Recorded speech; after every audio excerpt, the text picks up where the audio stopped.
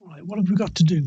We got to make up our money. We also have a couple of things in orbit, and I'm just wondering if we can try and bring them back.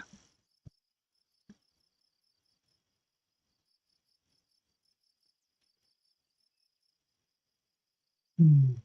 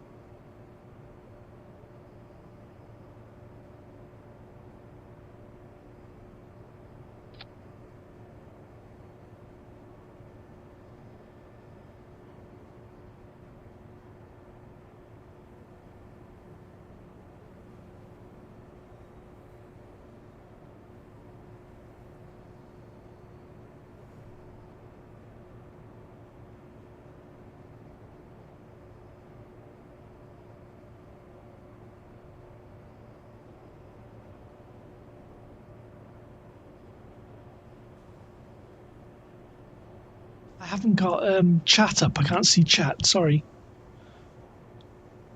There you go. Chat. Oh, hi, Gary Blue. Hang on. Sorry, I didn't see you there. Sorry, I was ignoring you. I didn't have chat up. I went into your live stream yesterday. I popped into your live stream for a bit.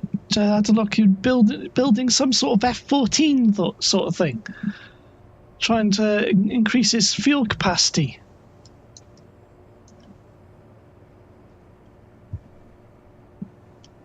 Yeah, so I sort of ignored you for 10 minutes. Sorry, I didn't have chat up, so chat wasn't connected. I haven't got the Kerbal scripts running, the chat scripts running. Let me just get the chat scripts up and running. Yeah, I wasn't going to stream, but Python scripts, Kerbal chat, then put a command window there. And get the chat scripts up and running, because that way I got two windows then. I can see chat and Kerbal funds, which I can just click run. There we go. Two Kerbal scripts are running. Ah, yeah. Yeah, what I'm planning to do is I got three launch stages I launched, and they don't have the ability to come back, to fly back. So I'm just wondering if we can attach a wing to them and bring them back on their own. That's what I'm thinking of.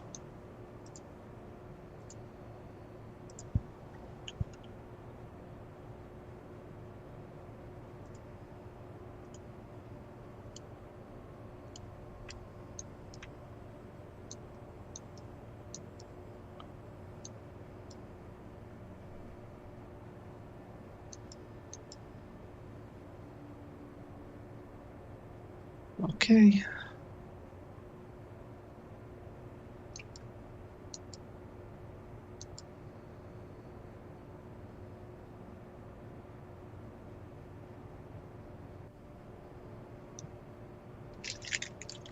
And I'm eating fig rolls.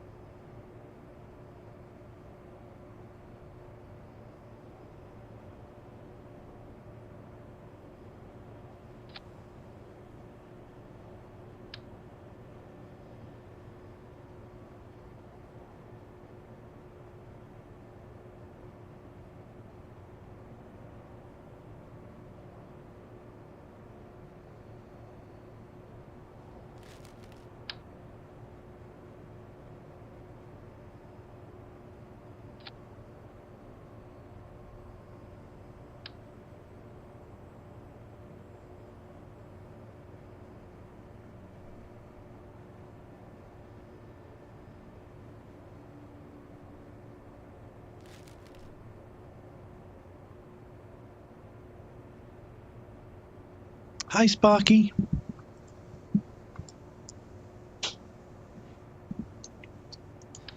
All right, so put that there. Let's put a structural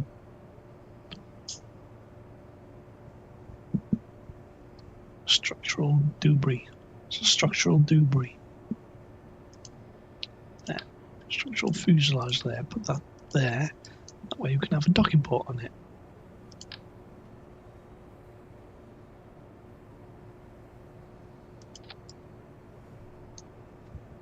Okay, create a docking port. This, I know this looks weird.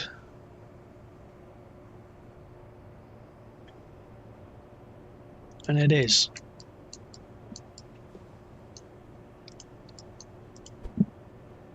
What I'm intending to do with this, we've got a couple of stages I launched into orbit which don't have the ability to come back, or 3 of them. So this harebrained idea is to see if we can launch a wing and attach it to these launch stages which are in orbit and they don't have the ability to come back, and we can bring it back. So you have 2 wings. I'll do shorter ones for tail wings, and then we can have one without a wing, which will have 2 probe cores on it, one facing the other direction, so we can try and fly it back. That's my intention. That's the idea.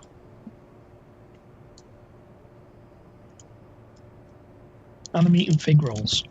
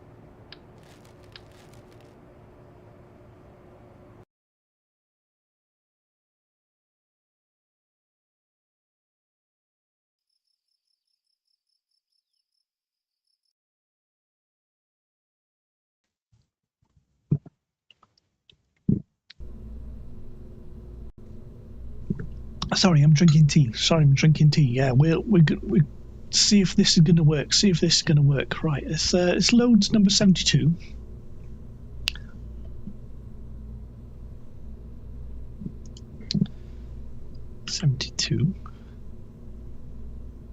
Right, this one. Right. We've got a couple of docking ports here. I wonder if we can take it up attached to a docking port.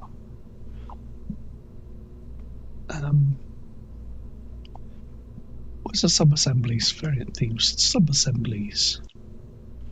What do we call it? Sabasa.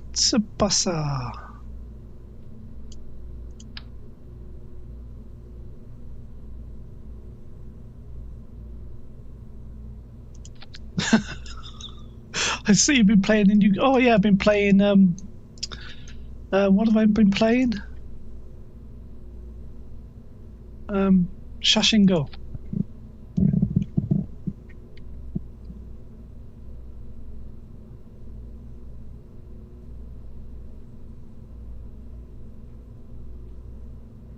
Yeah, the game is just to refresh some of my language skills, because if I try to go to college this year, then I want to try and refresh. So this is insane. You think we need to have a few more solids?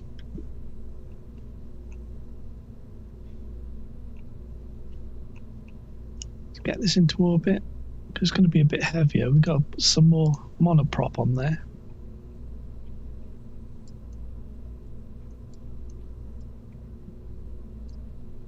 We're going to call this, this one's going to be number 5.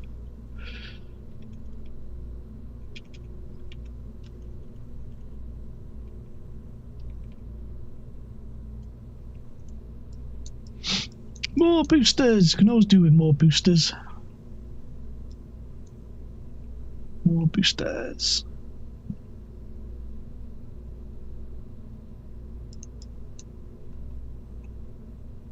Right, let's take them off. Right, move them further up here. CX.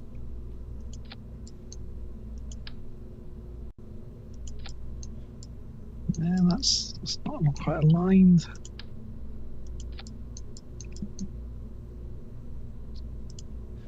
Oh, boosters, sort by mass. That's what we need, something like that.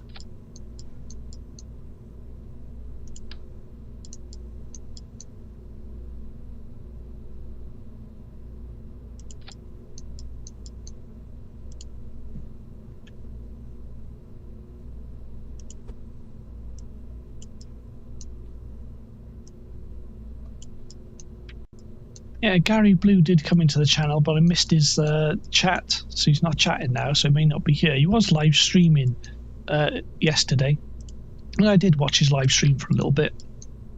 So, if anyone wants to watch Gary Blue 71, right.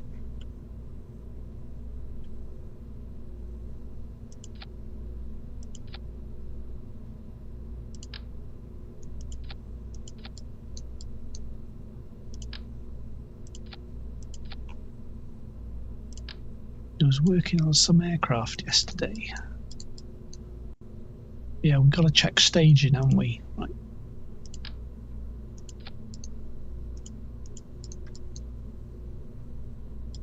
And then we're going to have another one. We'll have the little boosters as well. Where's the... Yes, we've got to check staging and all.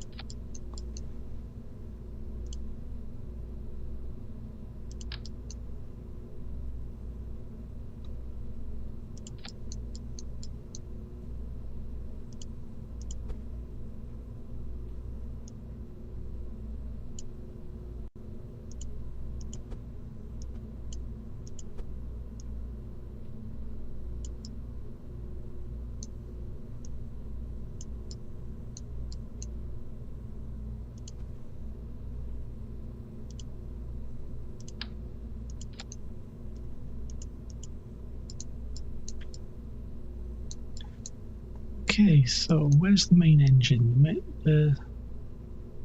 Those are there. That's there. Those are there. There's those. There's those. There's those. So that. And what's that? Those. To go down there. So what's that? It's got to be the little Separatrons. Yeah, it's the Separatrons. We'll have to stick some Separatrons on here, won't we?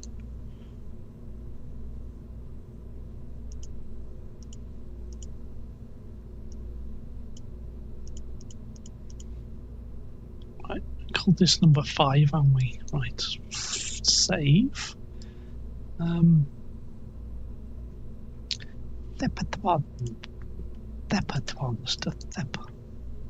Sebatrons.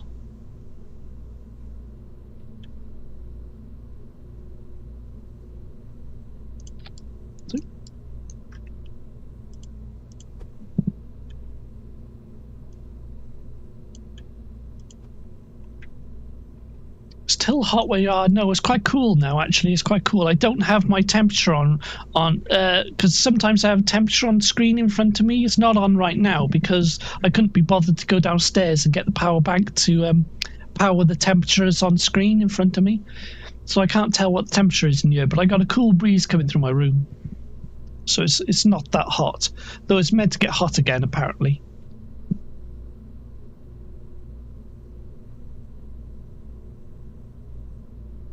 Yeah, it's fine at the moment. It's fine at the moment. So where are those Separatrons? They're there. So those Separatrons have to be there. So it's those and those, those and those. Just check. That doesn't need a Separatron there. We could put a Separatron. This is going to cost us a lot of money. The entire point of this is to bring to get us more money, and yet it's going to cost us a lot of money. But hopefully we're going to bring back lots of parts. I don't like leaving parts in orbit, and I think that's something we need to do in a future mission, is just try and go a future stream, just try and bring back as many parts and junk I've got in orbit, or we've got in orbit. Just bring it all back. I hope it's not going to be hot. It was quite uncomfortably hot, wasn't it?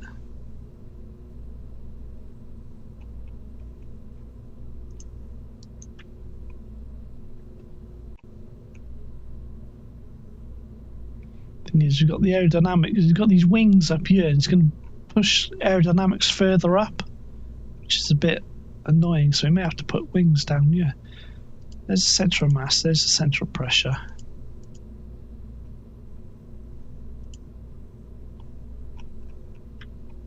Why is it not appearing? Where's the blue dot? Where's the blue dot? The blue dot is way up here. I'm worried this is going to be uncontrollable. I'm really worried this is going to be uncontrollable. The USA had one a few days ago. What was that?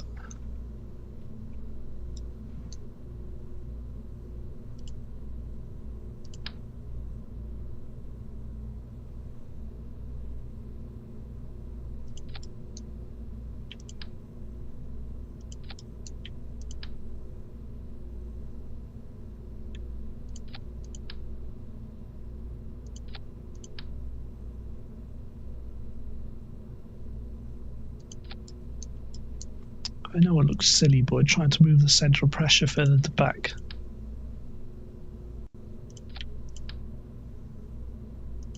Oh, heat wave. Yeah, they did. Yeah, they did.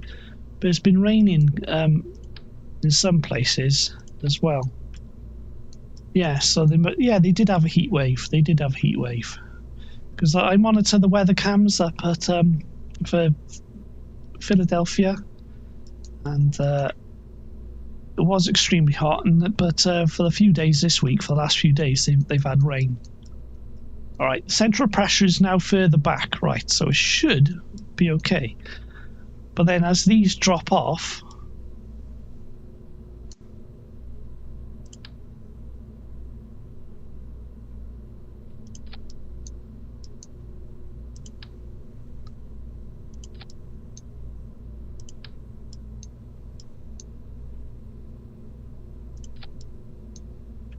right, I know it looks silly, but it should function. Should be okay. Should be okay. Check staging. Where's these boosters? They're there. That's SEPs. That's SEPs there, and then the Septrons fire at the same time. Right, there's one way to check whether this works or not, because we'll have to do... We've got 3 boosters in orbit. We'll have to do... 1, 2... They've got 2 wings... So we'll have to do 3 launches, and then we'll have to modify it and do another 3 launches. Modify it again, and then do another 3 launches. So we've got 3 times 3 times 3. What? 3 times 3? No, 3 and 3 and 3 is 9. We'll have to do 9 launches to bring back these 3 stages with something as freakish as this. Okay. Save. There's one way to test whether this works.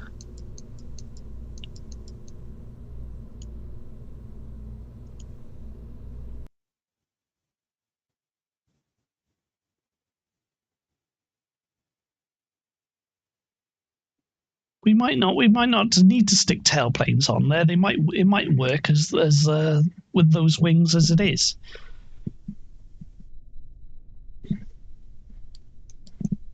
T F5.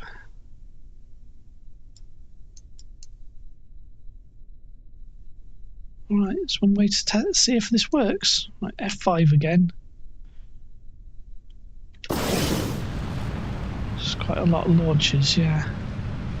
Just to rescue some junk that we've got in orbit. No, it's not going anywhere. Yeah, it's bust. Yeah, that don't work. That don't work. Terrain. Terrain. Pull up. Pull up. Pull up. Pull up. What if we just launched it straight up and started maneuvering it in orbit?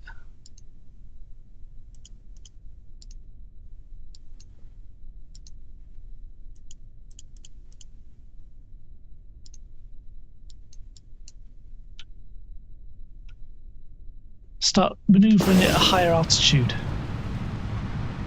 Right, don't touch it.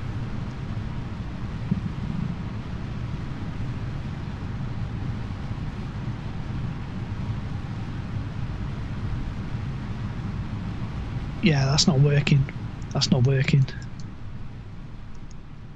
That's not working. Oh, it's a mod. There it goes. This mod has got the pull-up sounds. This is a mod. One of my viewers, Gary Blue, he was here earlier, but I didn't have chat up, so I didn't respond to him accidentally. And yeah, he made it, and that's got the voices and the sounds on it.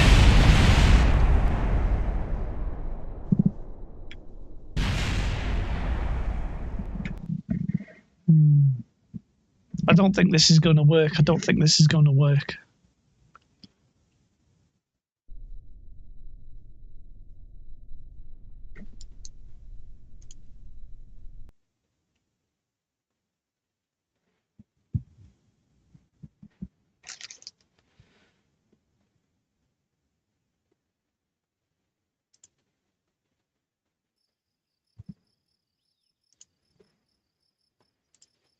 Explosions intended, yeah.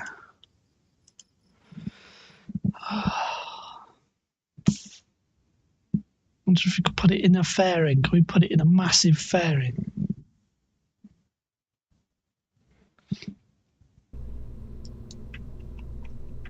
Like, what if we split it by there? Right then, where's one of the fairings? Where's the fairings?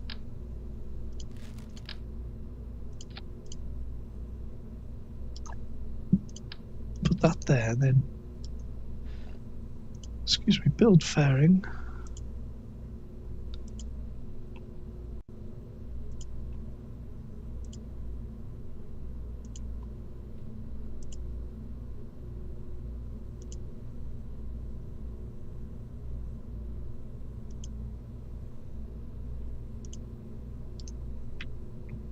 What's that?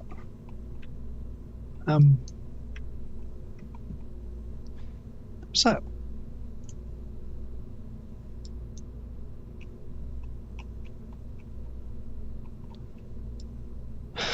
Okay, all right, try that. Try that.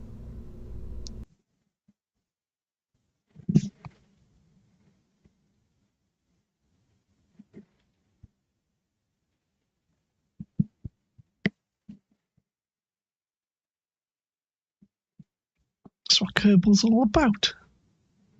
No trial and error. Trying these things.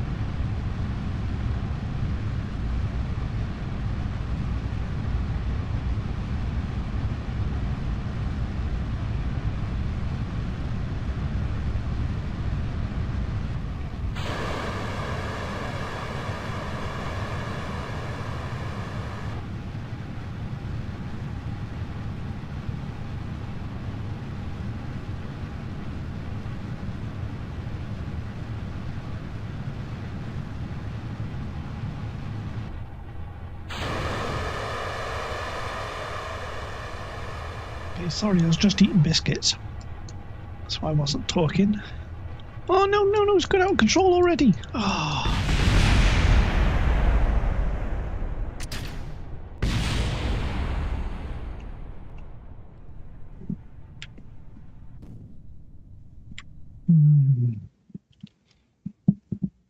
just let it go up, haven't we?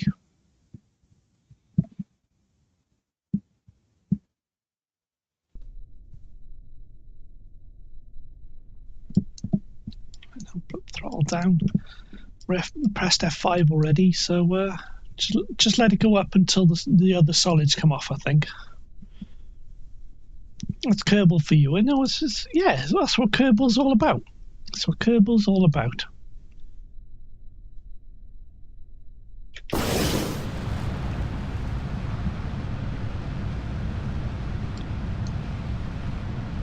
Because I think as we start losing the boosters down here, the center of pressure moves up, and then it gets in front of the center of mass. So I think if we just keep going in a straight line, we can get up to thinner air where it's not going to make a much difference.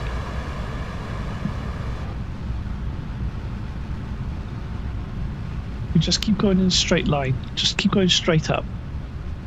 Just get up to thinner air. We might have to do the circularization in orbit. Or we might have to change the design to have more larger solids on it.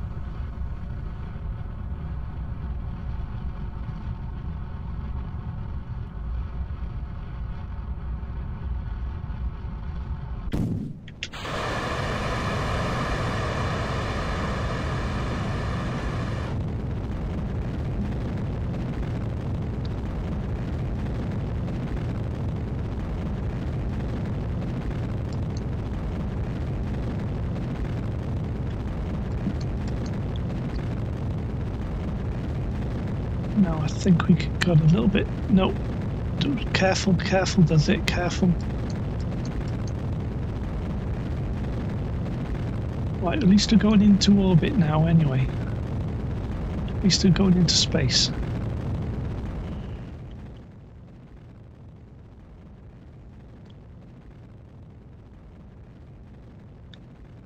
Just push it over. Just careful. I'm looking at the apoapsis as well.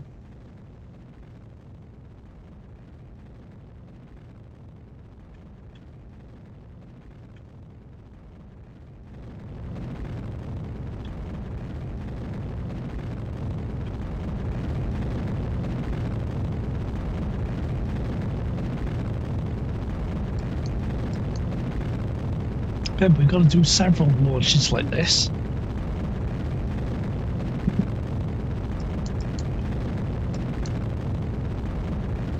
See, we're not going to have enough time to do the circularization burn at apoapsis. That's why we've got to try and move this at this stage.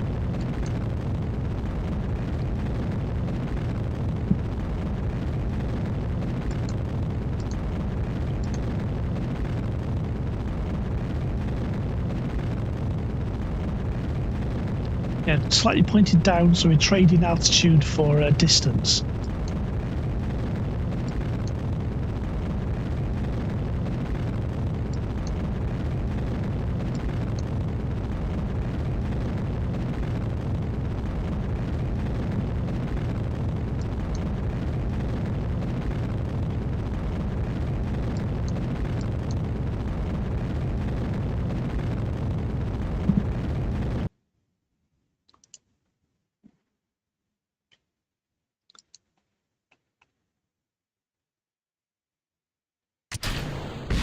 Oh no!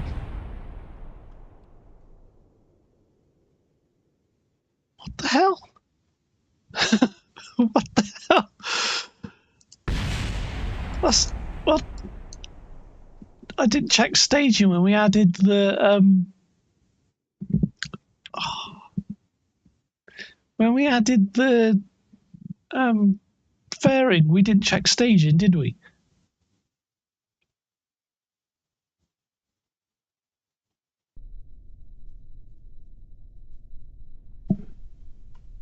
Where's the fairing? Right, the fairing's there. So we need to move the fairing into its own stage, right? That's there. So we need to move the fairing down. All right, actually, we'll do that in the Space Center. Thank you for the like. Because we're staging something inside the fairing. That's what happened.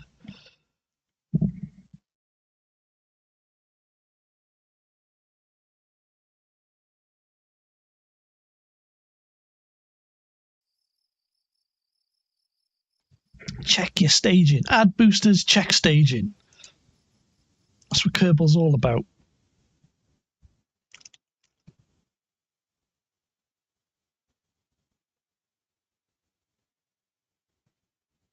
It's typical. It was going so well, wasn't it? Wasn't it? It was all going so well. And then, right. So we've got to put that into its own staging thing and move it down, because we got those staged, and then we stage that, and then we stage that. Okay. And then that. Right. Save. I wonder if you can add some more excuse me, stuff down here, more wings down here, in order to move the pressure further down.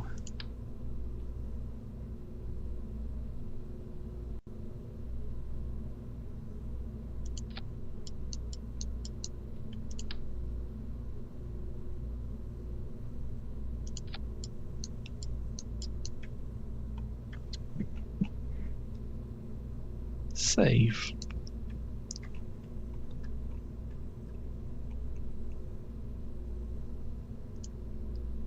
Right, lunch.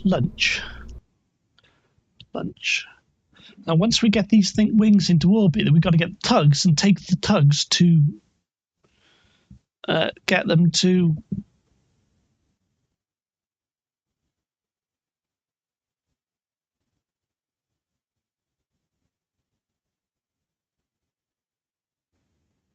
yeah, we've got the grappling thing. So we've got the grappling thing. The grappling thing should be able to take them to the stages we've got to bring back.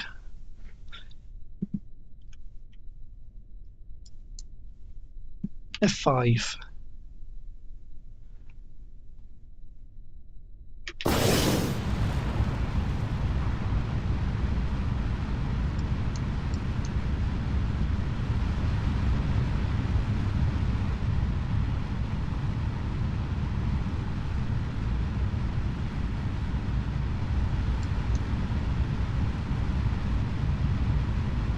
Okay, concentrate. Get rid of those. Concentrate. Watch the fuel going down. I'm tempted just to tap to move it over a little bit now. Just tap.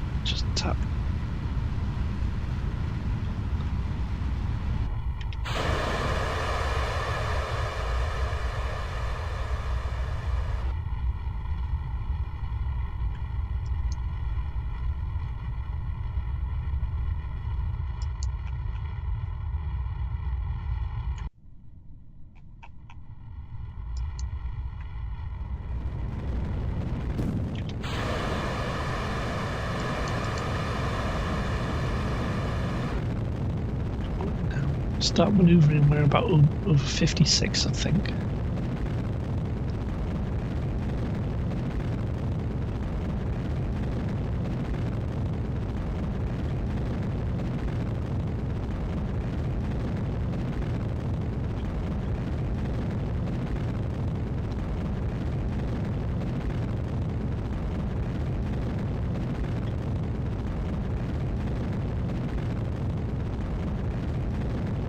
Careful, does it? Careful. Gentle taps.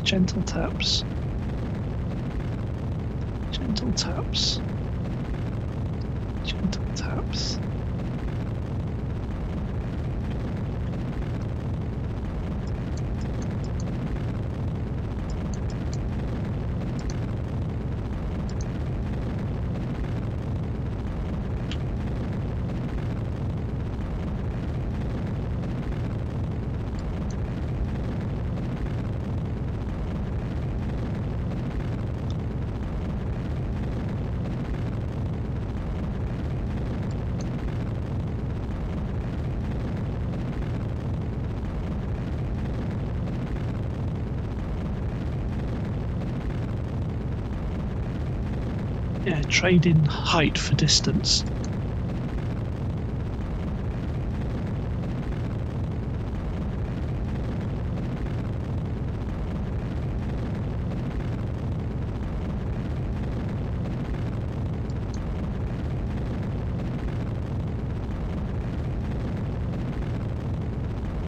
That'll do. We might be able to get it into orbit then.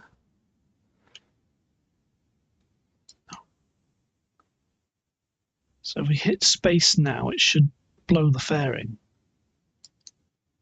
Right. There we go. Right.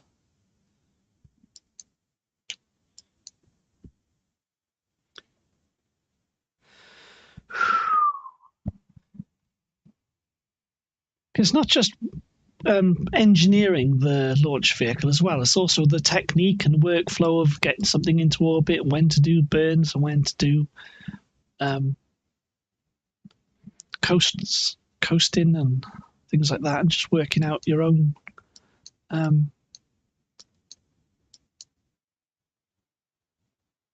process.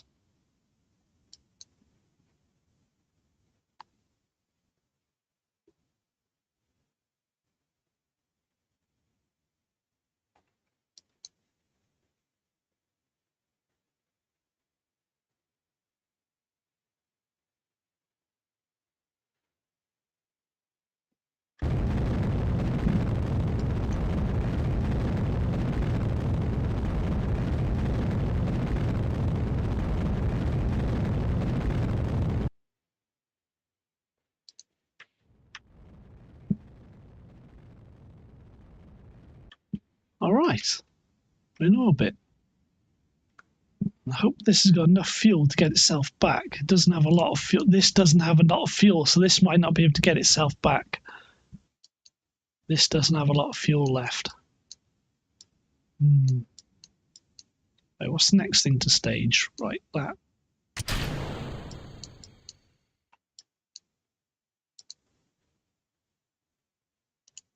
Oh, I just realised something. We've got no solar panels on here.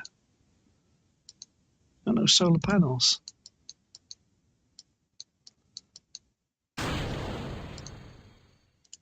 So we always forgot something. We've got no solar panels.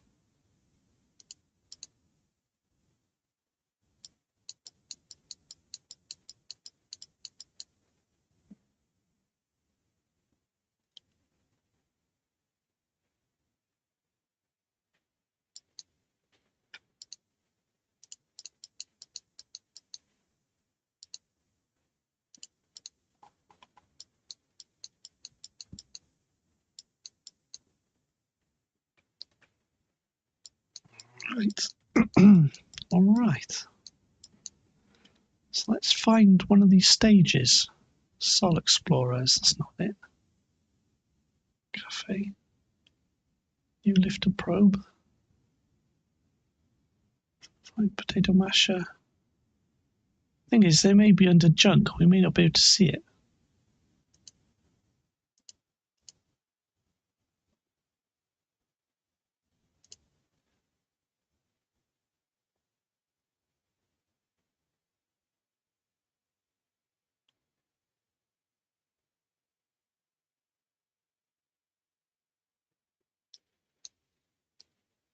Where are they?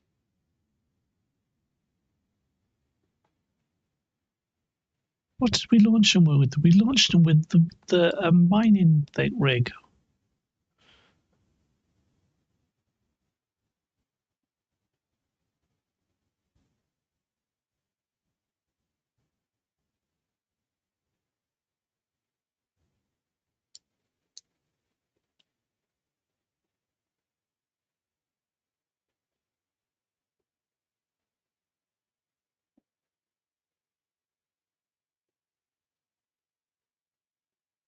They didn't deorbit themselves, did they? We've just done this for nothing.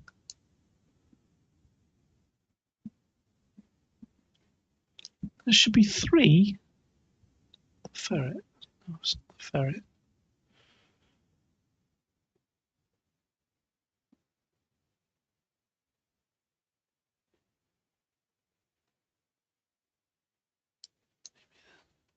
Maybe it's because they've got no probe cores on them. They're just seen as junk. But then there's one of these which is just junk, isn't there?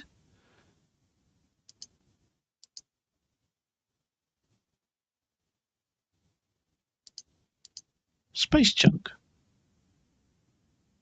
Did they deorbit them? It could be because there's no probe cores on them. They just despawned, and we've just done this for nothing.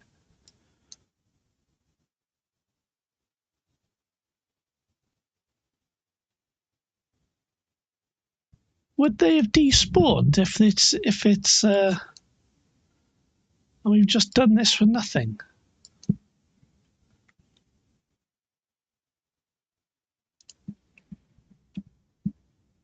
We should have checked this at first. We should have checked this.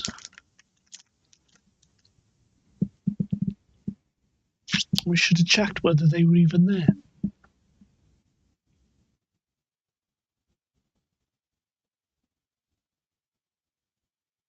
Did they despawn?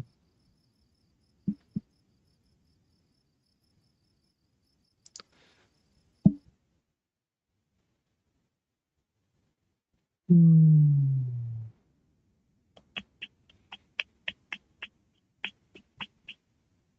know.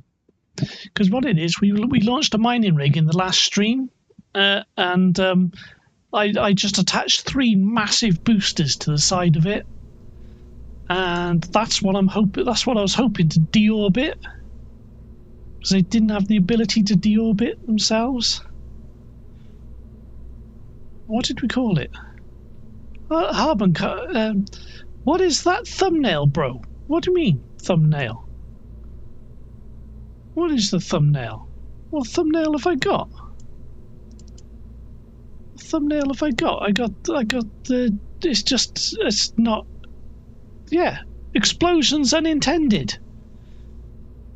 Because people are criticising the previous thumbnail. I made that thumbnail because people criticised the previous thumbnails I was using. If you go back through the live streams, I've had several different thumbnails, and some people came in and criticised my previous thumbnail, so I just threw that together, and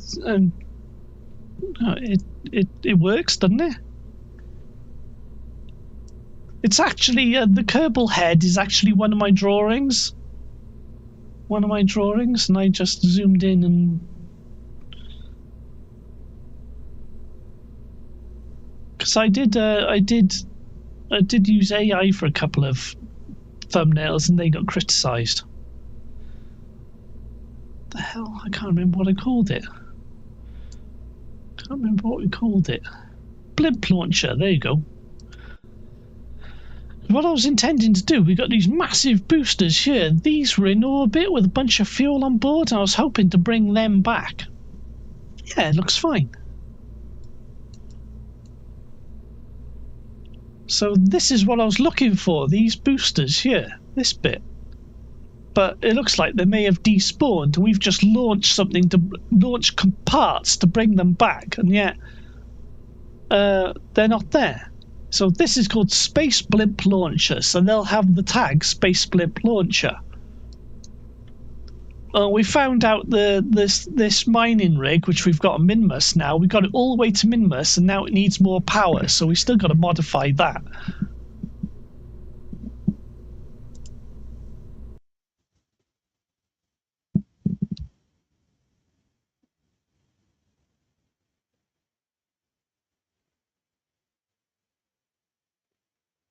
I've just noticed Big Sparky's thumbnail, avatar, the little cat face.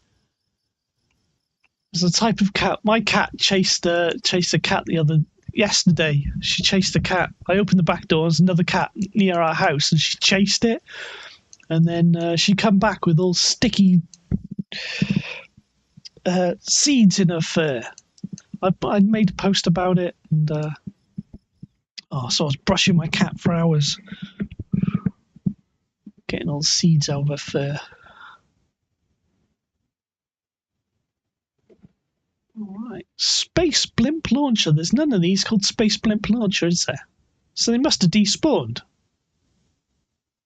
They must have despawned.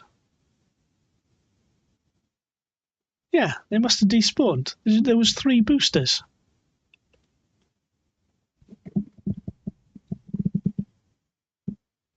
Oh, and our what's it called? The rover on the moon exploded as well. The rover on Minmus randomly exploded when we landed it. As soon as it got into range, it just exploded. So we need a new rover on Minmus.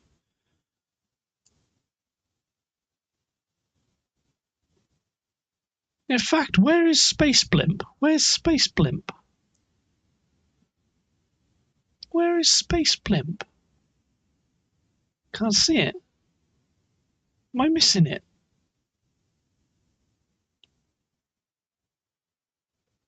It's got to be a recent one.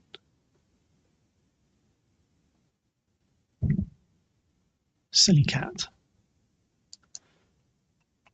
Where's Minmus? Where's Minmus? Where's Minimus? Where's Space Blimp?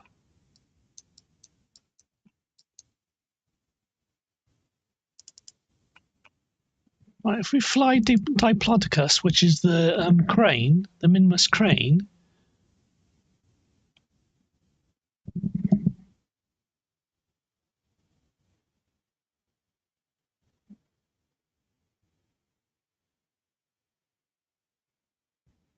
Did it not save or something?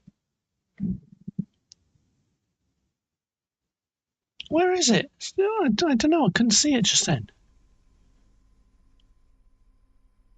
There it is. There, see? Oh, it's because we pushed it out there with a tug. It's taken the name of the tug. That's what it is. It's taken the name of the tug.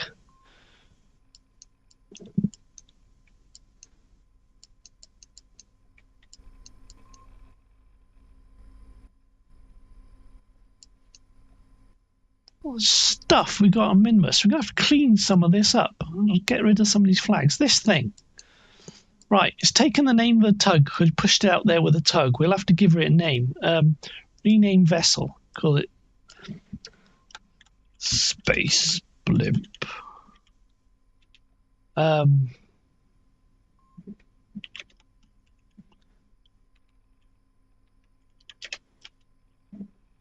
Mining rig.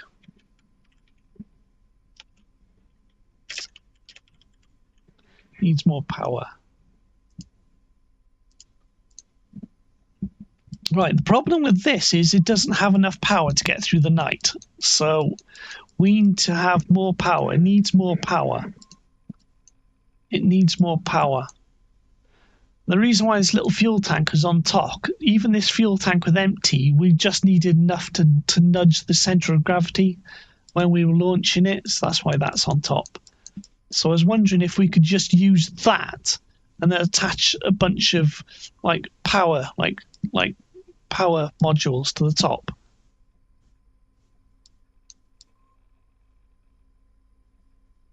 And we did have a tug parked, a rover parked over here somewhere, and it just exploded, just randomly exploded. Randomly exploded. As soon as this came into spawn range, physics range, the tug exploded. So we've got to bring a new tug to Minmus. Not tug, rover.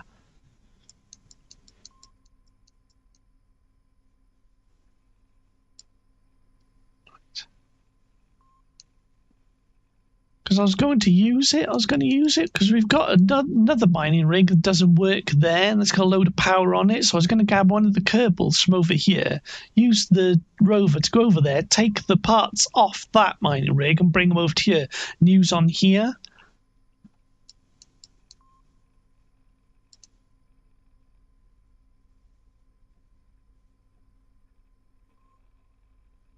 Right, okay.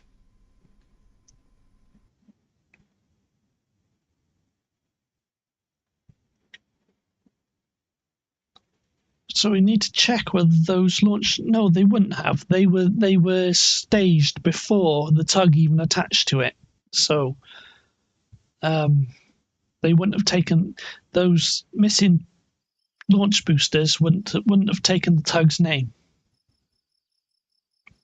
So that thing we just launched was a waste of time. It's just cost us a load of money. Because this is a career game, money is important. So the next task is to bring back some of those launch stages, because we don't need them. Spasa probe this. We'll bring back this. This, I don't think this has got enough fuel to come back. I don't think it's got enough fuel.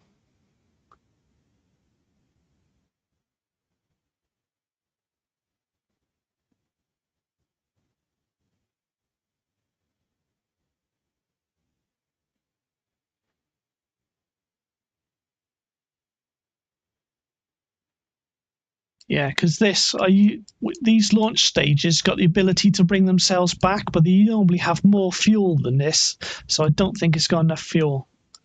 We'll just have to bring it back as it is, I guess, unless we use one of the grappling. We have to do another launch and get the grappler to attach to this and bring it back with the grappler, but that just seems... He's doing another launch. Because it's from too higher orbit to do the normal bring... Because I normally get it into a lower orbit than this. I'll tell you what, let's try it anyway. F5. If we do the deorbit burn from further back, because at a higher orbit...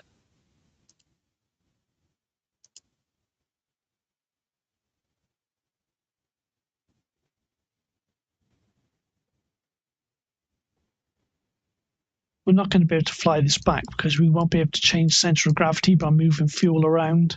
So I don't think we're going to get this one to KSC. But at least we can just get it back to the surface. We've got all this junk in orbit. We've got to bring this junk back.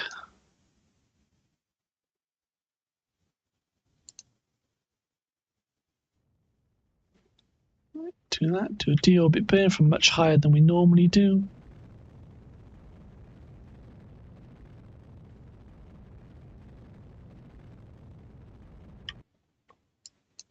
Right. Send that back. So at this point, I do the fuel up here. Then we'll move the fuel around to change center of gravity. But there's not enough fuel in it, really. I'll be surprised if we get this anywhere near KSC.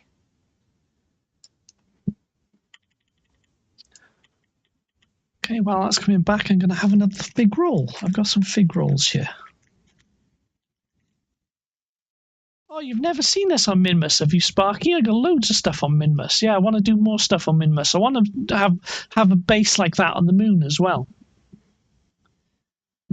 I want to have a base like that on the moon as well. But yeah, we need a new tug. We need a new tug. I've got a few landers in orbit of Kerbin, which can take Kerbals and materials out there.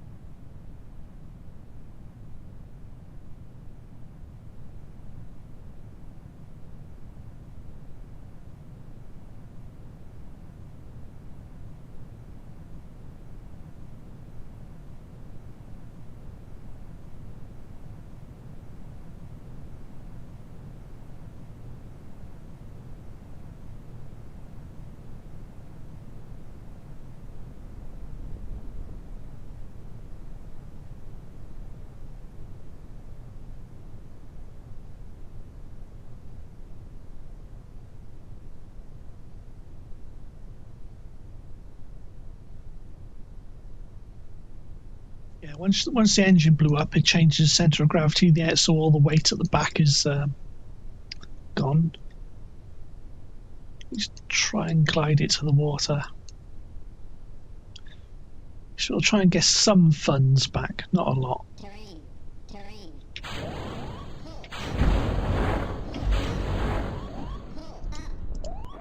up.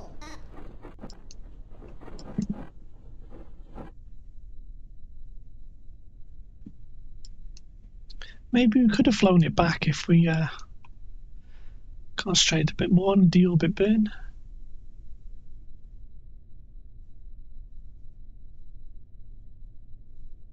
Alright, never mind.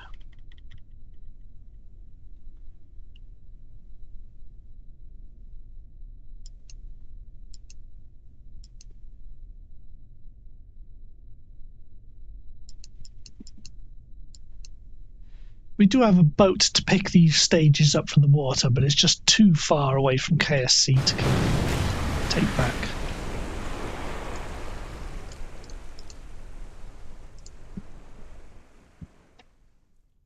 Microphone on? Yeah, the microphone's on.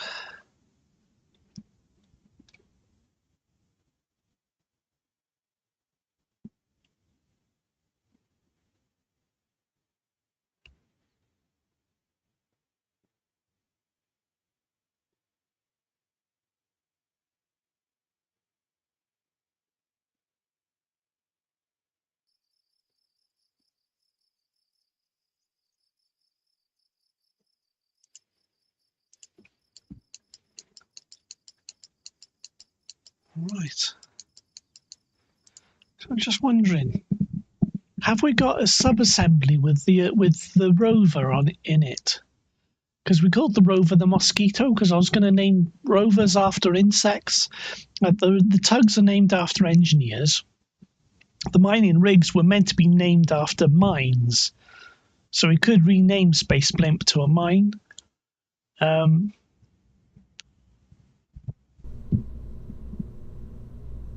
Could call it Unity. Unity's a good word. Unity mine. Open. Let's take that. Because I wonder if we can have two tugs on the side of here. Let's get rid of the fairing. Delete fairing. Right, take these off. Stick the tugs on the side. If we've got the sub-assembly. Mosquito rover. Mosquito 1, yeah. There we go. Let's get rid of that. Get rid of that. If we take two rovers out there.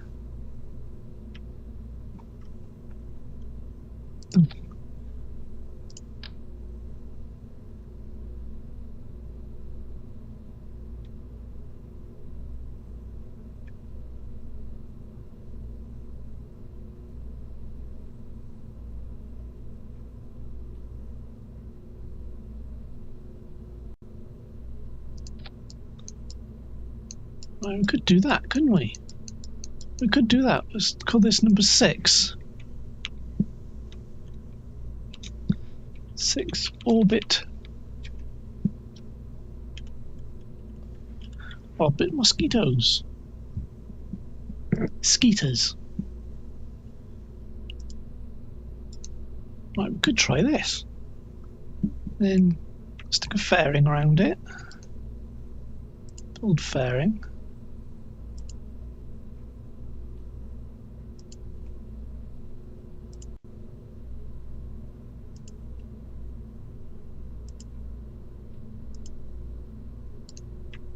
What's that? That's not bad. There we go. There we go. And then we can use the tugs to punt them out to the moon, and we've got to try and land them on the moon, which we've got the what you call it, the crane on Minmas. Okay, all right, try it. What flag? Right, the flag that we choose, because they've got a flag on them, haven't they? The Rover's got a flag? No, the Rovers don't have a flag on. Yes, the Rover's got a flag on them. Which flag are we going to choose? What flag are we going to choose? We've got Hugo Ken, we've got flag of Glamorgan, Philly, Welsh flag, we've got Totori Ken, flag of St David's, a couple of my drawings, we've got Parker Square.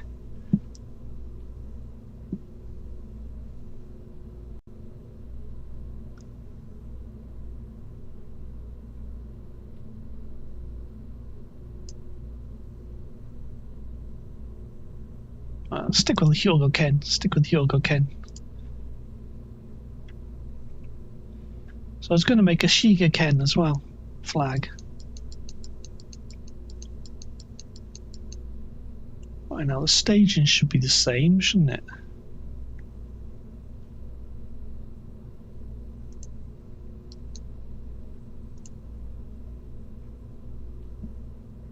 Hello, Wen. Hello, hello, halo.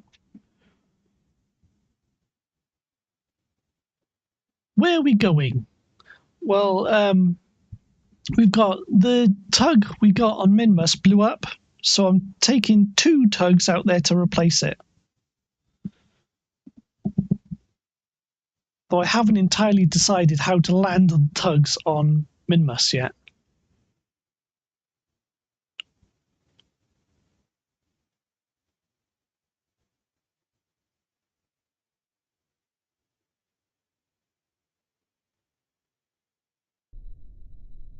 Plus, we're getting short of money. We're getting short of money really in games, so we need to really do some. Yeah, we're short of money.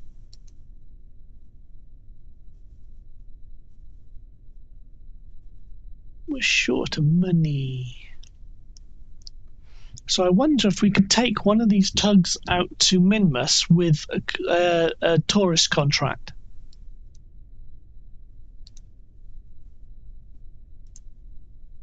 Let's launch these into orbit first. Right, F5, T, put the throttle down. F5 again. Right, we don't have such a big fairing on it this time, so we should be able to start doing the gravity turn now.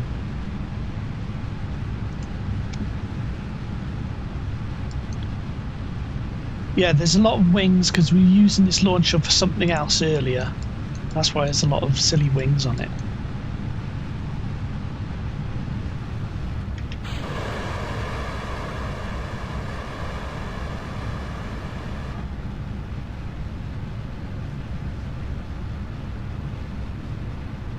Why use so much solids? Well, this was the launcher we used for a different fairing just now. So that's why this needed more solids. That's why this one needed more solids. It wasn't originally designed just to launch just launch this. We were using it earlier in the stream to launch some wings.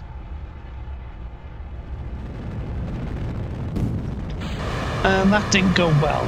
So yeah, I was looking for some stages in orbit which we didn't have the ability to fly themselves back, and it turns out they despawned. So now we've got a pair of wings in orbit for attaching to a stage which doesn't exist.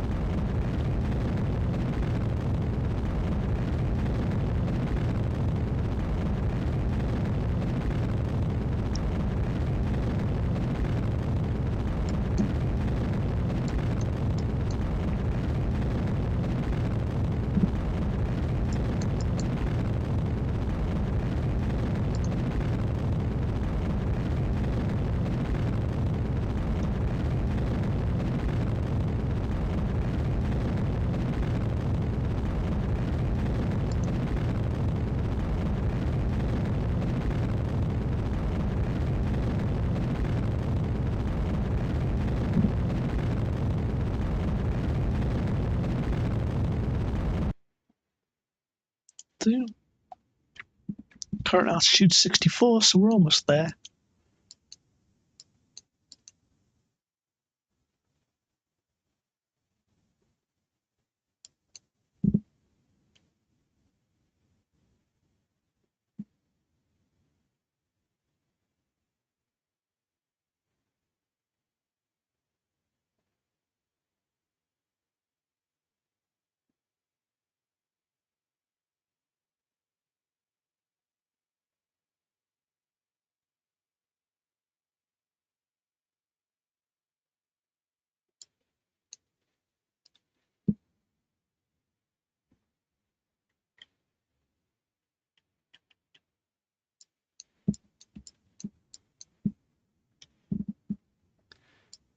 Okay.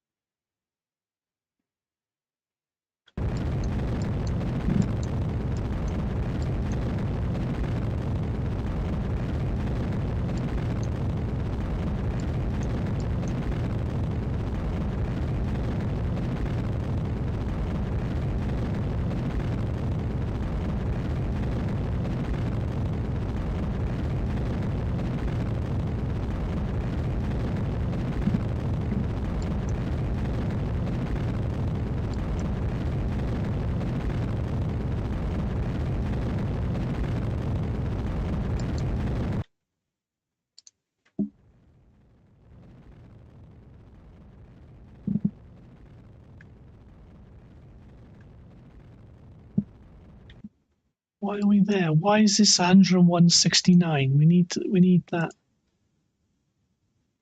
radial out.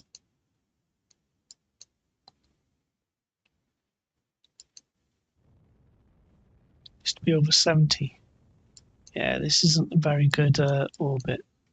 111 by 72. At least it is in orbit, but that's not very good orbit.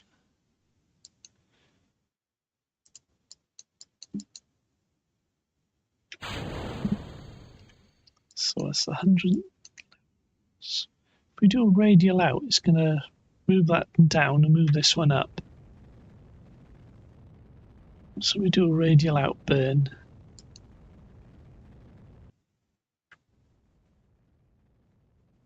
I guess it improves things a little. It's not perfect. It's not perfect. All right, let's leave this one as it is. Leave this as it is. We'll come back to this. We'll come back to this. All right, all right. Find one of the other launch stages, use that to go back, and then once we got now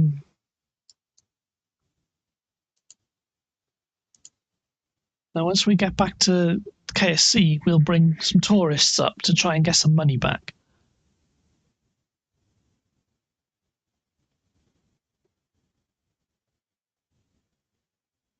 Right, to try and bring this one back. Should have a bit more fuel in it, yeah.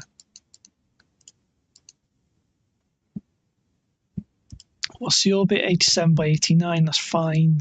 It's a bit high, but it's fine.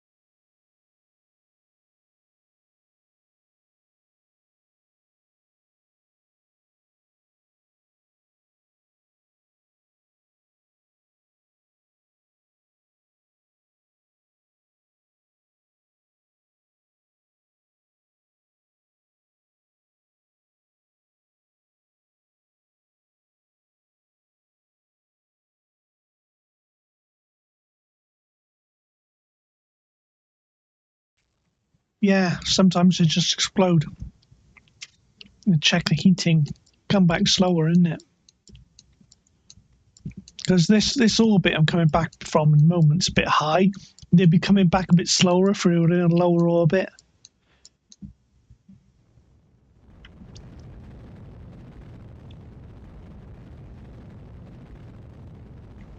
Because the speed you re-enter is proportional to the amount of heat you build up on the way back.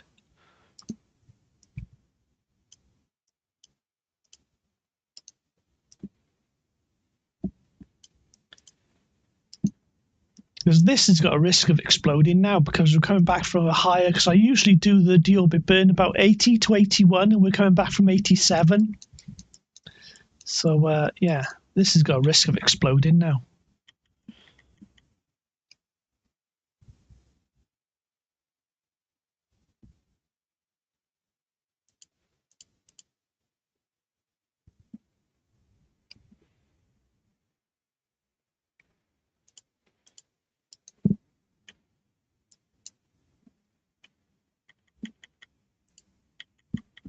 Have a look. Got to keep watching the temperature. Got to keep watching the temperature.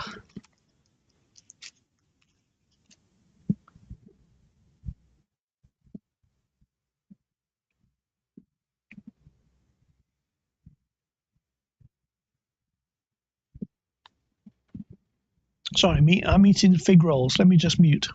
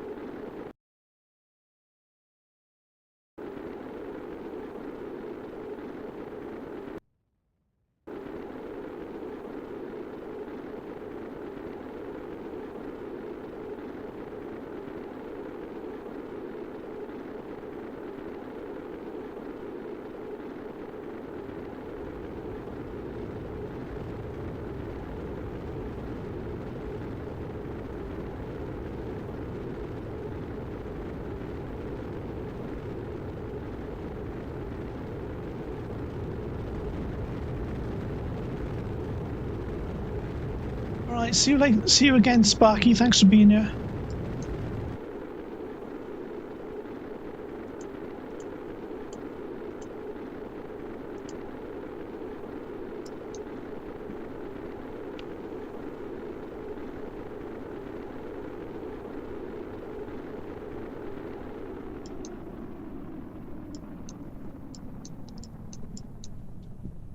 Okay.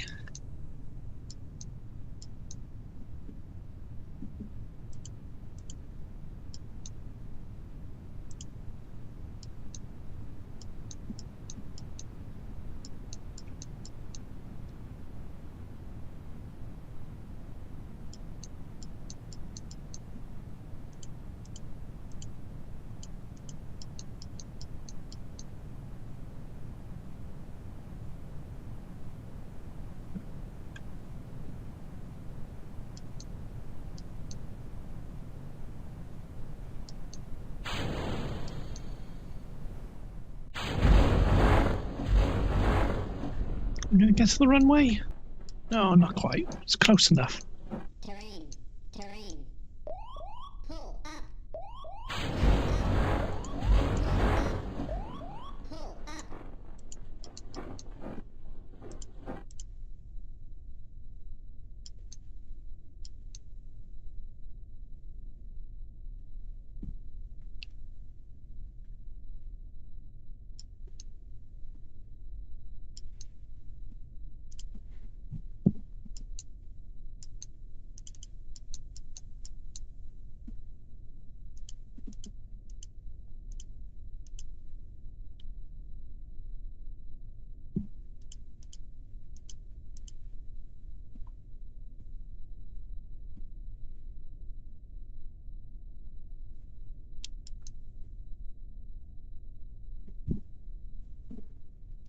Okay.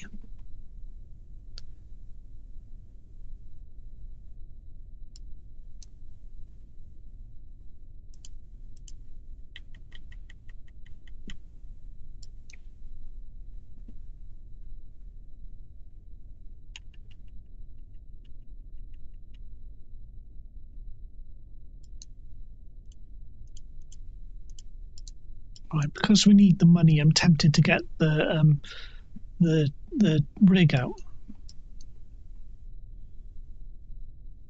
Go back to the space center because we need the money. We need the money.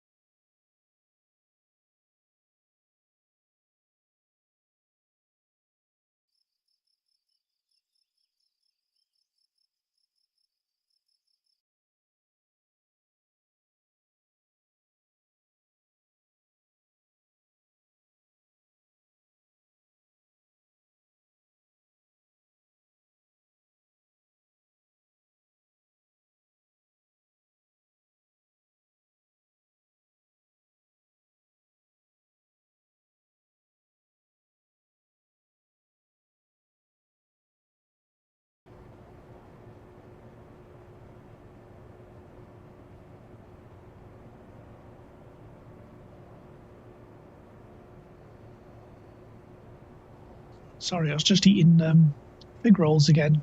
A, it is 1A.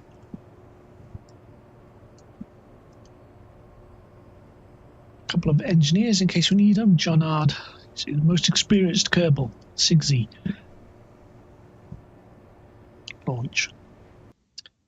Yeah, when I was playing Shash and Go earlier, and I was trying it. I was trying to do reading again on Shash and Go, and I was trying to do the reading challenge again for 145 words, but without the hiragana in there, so I wouldn't know how to read them. So it was just the kanji on its own, because I did 100% with the hiragana, so to show you how to read. And then, and I was trying it earlier, so I may do a third 100% challenge for Shash and Go, but without the hiragana. It's like the words for seat and hat and ladder all have a ko in it, a she in it, and they're all different. I was getting them mixed up, for example. Not or chair rather than seat. But seki is like seat, but chair is like isu. You have like the kanji for element or small things, element. That's 3 different words, 3 different nouns.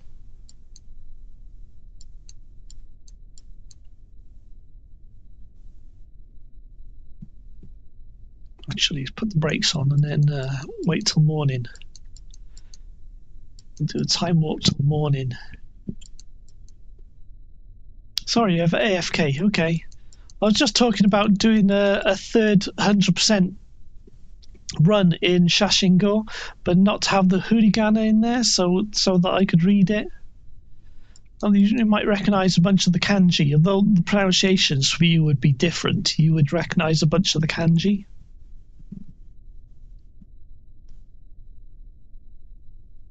So I'm going to try and do another 100% run in Shashingo. Shashingo.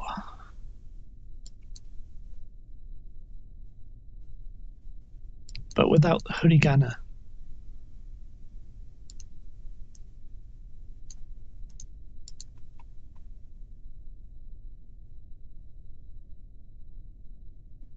Like I was thinking that like the words for hat, boshi, and chair, isu, and hashigo, which is ladder.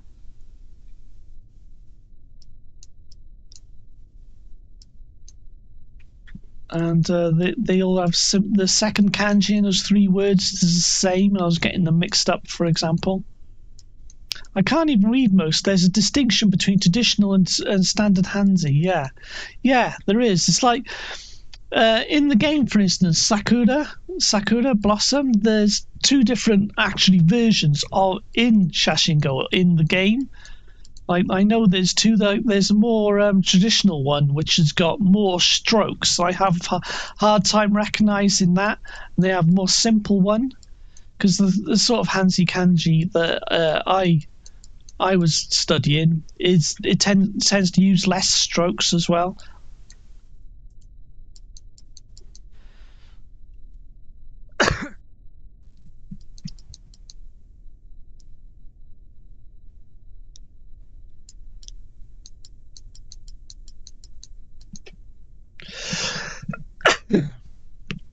Where's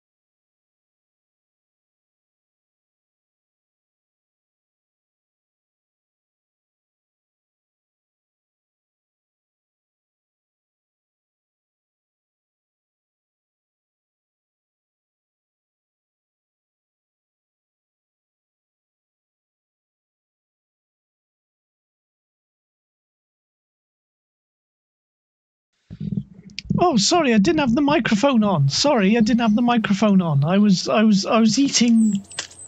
I was eating fig rolls. Yeah, I was just explaining. I was just trying to explain that. Thanks for the feedback, Gwen. Yeah, I was just explaining. In order to get 100% of funds, we go back to the runway. That's all. And I did welcome Jackson, and he said Sardini, and I was saying, is that an island in the Mediterranean? Right, what's the next thing we got to do? We need to try and get... If we can get some tourists to Minmus... Oh, I thought my computer was broken. No, it was me. It's because I was muting because I was eating fig rolls. That's what I was doing. 3 tourists. Moon. No, we're not going to the moon. We're going to Minmus. Space flight and Kerbin. Kerbin. We could, because we just need money, we could just do these Kerbin flights. Suborbital on Kerbin. Well, let's just do that. Let's just do that for the time being because we need the money. Suborbital on Kerbin.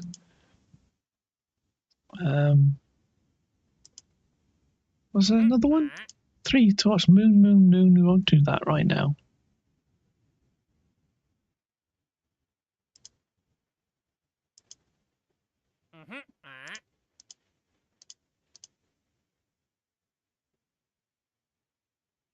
All right, okay. Let's just use these tourists on the suborbital flight because we need the money.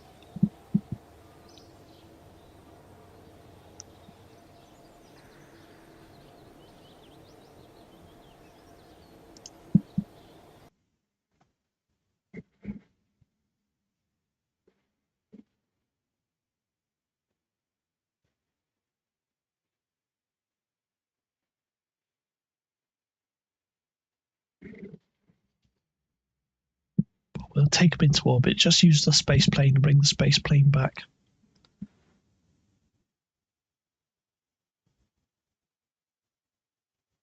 Come on, load. We've done so much stuff tonight, haven't we? Wait, I was AFK. Where are we going? I'm just doing some Kerbal contracts, try and get some cash.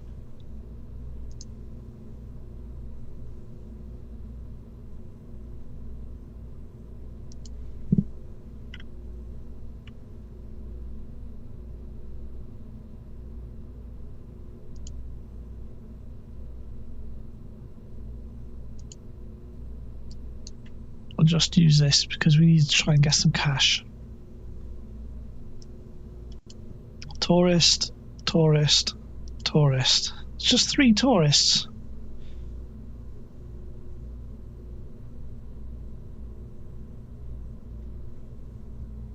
Mumbrett needs suborbit. Mumbrett needs some experience, so we'll take them. Bob can get out of there because we'll take an engineer just in case we need it. Jamie can go. Okay, we will. It's just the 3 tourists, is it? Just the 3 tourists. I know they want suborbital, but we're taking them orbital. Try and give Munbrett some experience.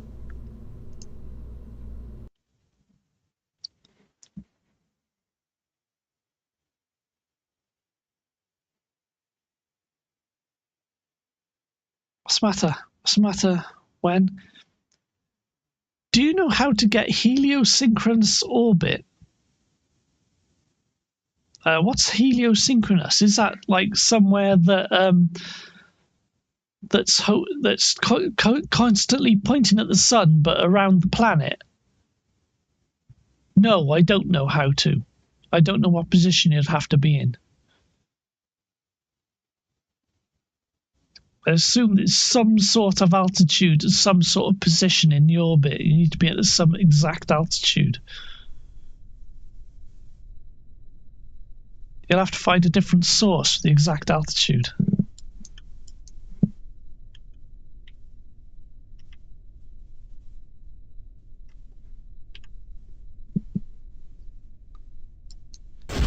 Sorry, I can't help.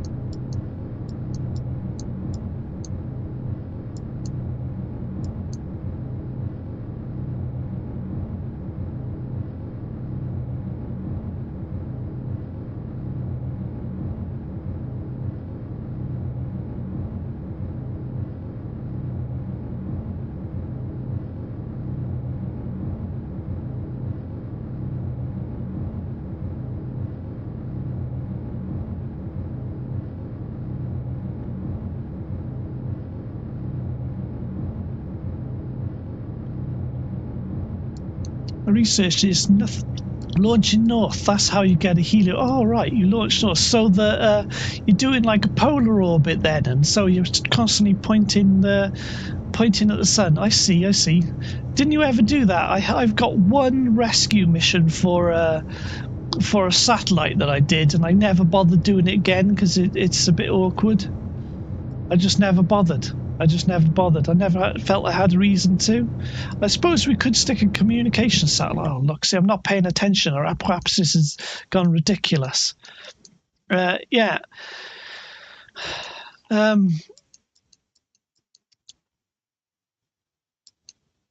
Yeah, we got one satellite there in a sort of a polar orbit. But we could stick a small survey scanner. I'm not sure if it's part of the communication network at all.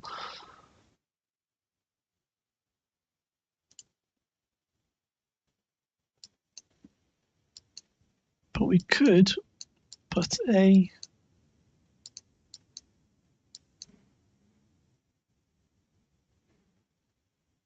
You've got to turn slightly. Yeah, it's not perfect, is it? It's perfect. I suppose, yeah, what you're thinking of, if it's a perfect orbit that way, it's constantly seeing the sun as well, isn't it? Yeah. 350.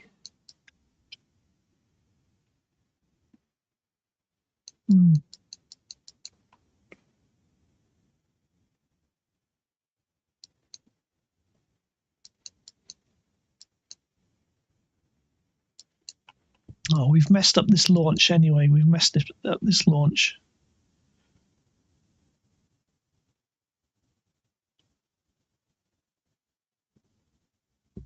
I'll have to do radial in and slightly forward as well.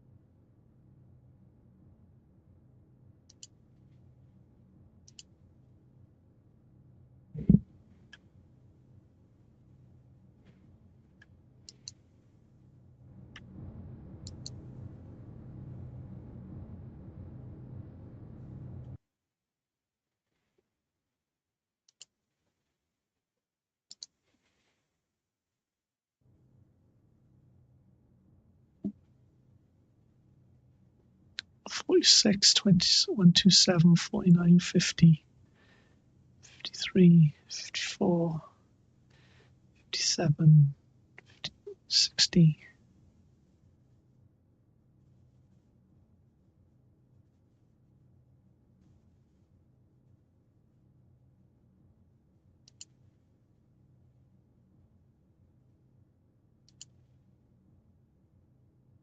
I'll do.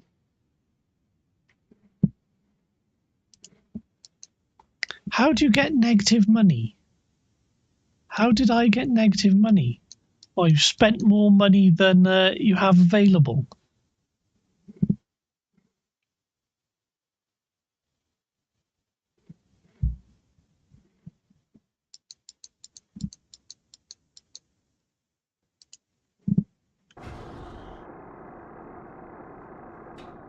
I accidentally pressed G and the gear came out.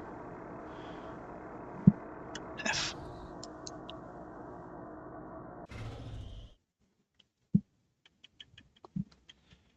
I don't know. All I did was cancel a contract, and now I'm broke. Oh, does it? If you cancel a contract, does it take the money you've been loaned for that contract? Does it take it away from you? I didn't know that.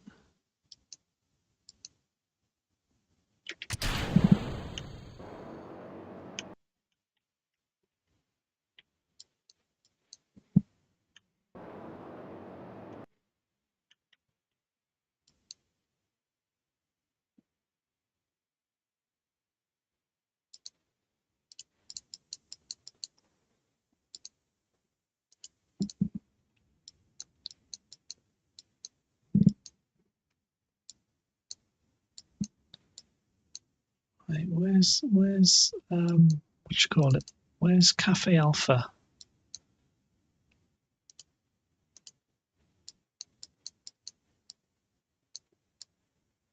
Where's apoapsis? Descending node. Send that ascending.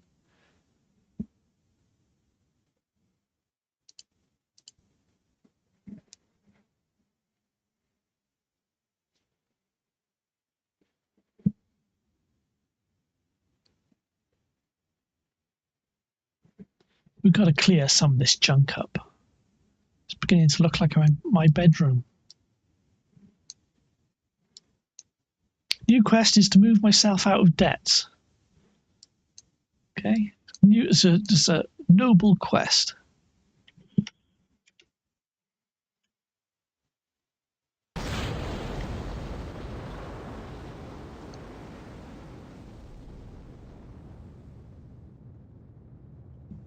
We'll be in debt now soon if we don't get some money for our harebrained launches.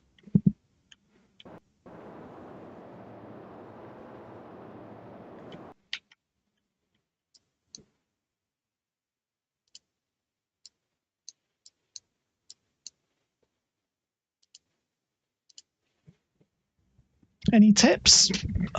Just take on contracts, I guess. And then you can trade things like science and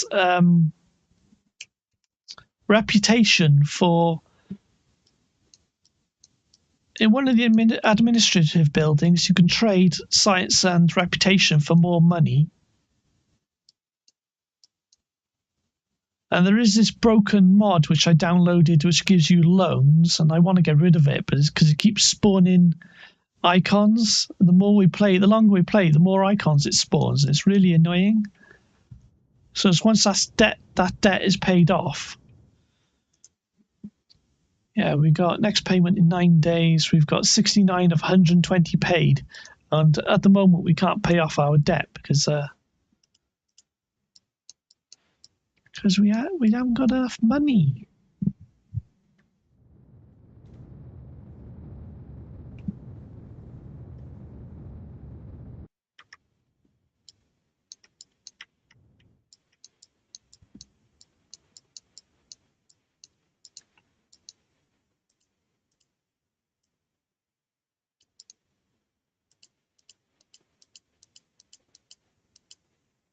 Oh, look at that. It's almost perfect. We don't even have to do a maneuver. Where's the periapsis? 2. Okay.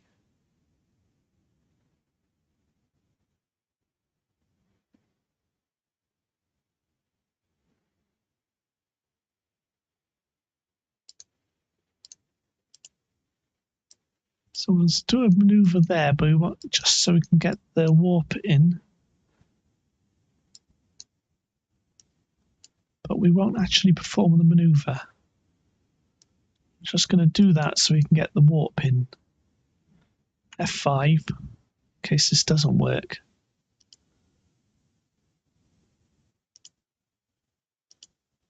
Warp to next maneuver. I really need a cheaper launch vehicle. Yeah, don't we all? That's why I use a lot of the solids, because the solids are cheaper ways to get stuff into orbit. But it might be better if we worked on a larger launch booster that can fly itself back. But honestly, it's a good problem. That's what part of the game is. It's working out these engineering challenges. So, right, as soon as we pass this point, our next orbit should be perfect, in theory.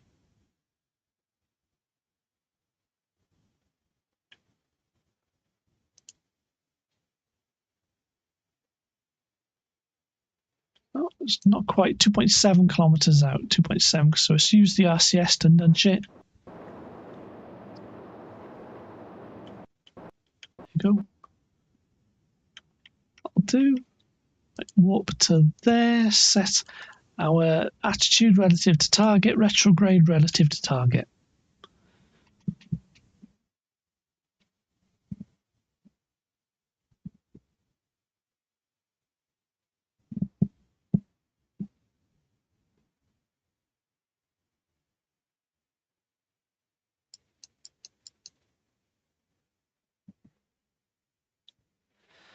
Okay. Go 4 kilometers away, 72 meters per second distance. Do a little bit of burn now to slow us down before it comes in range.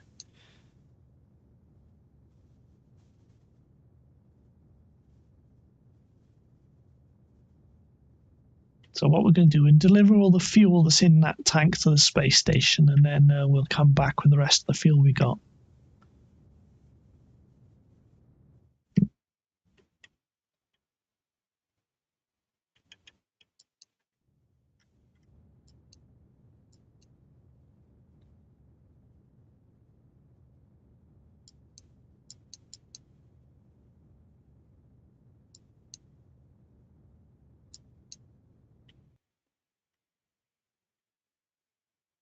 Should be within 300 meters of us.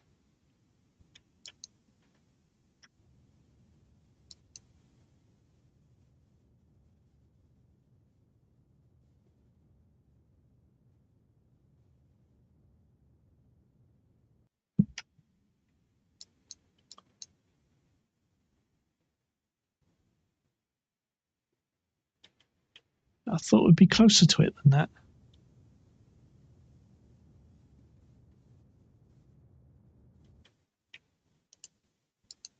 Wait, how much monoprop we got? It doesn't hold a lot of monoprop. It doesn't hold a lot of monoprop at all. I wonder if we could stick a little monoprop tank on the bottom. It might balance out the weight a bit better as well.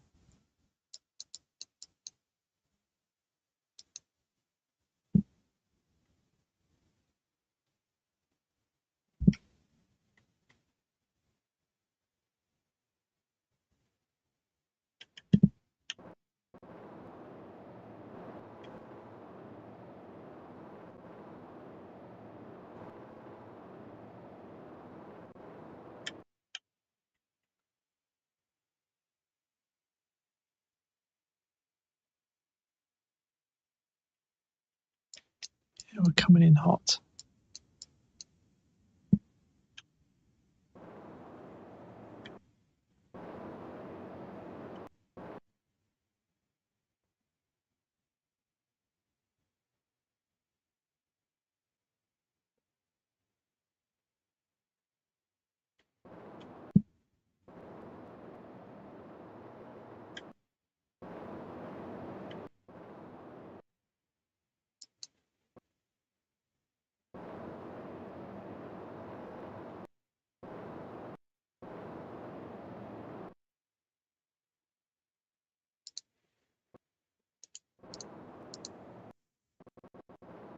Hi, Lucas.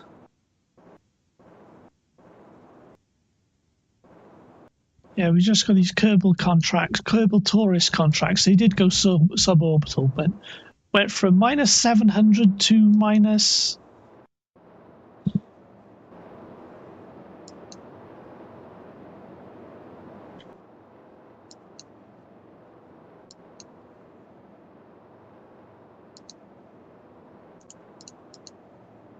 We're using all our monoprop.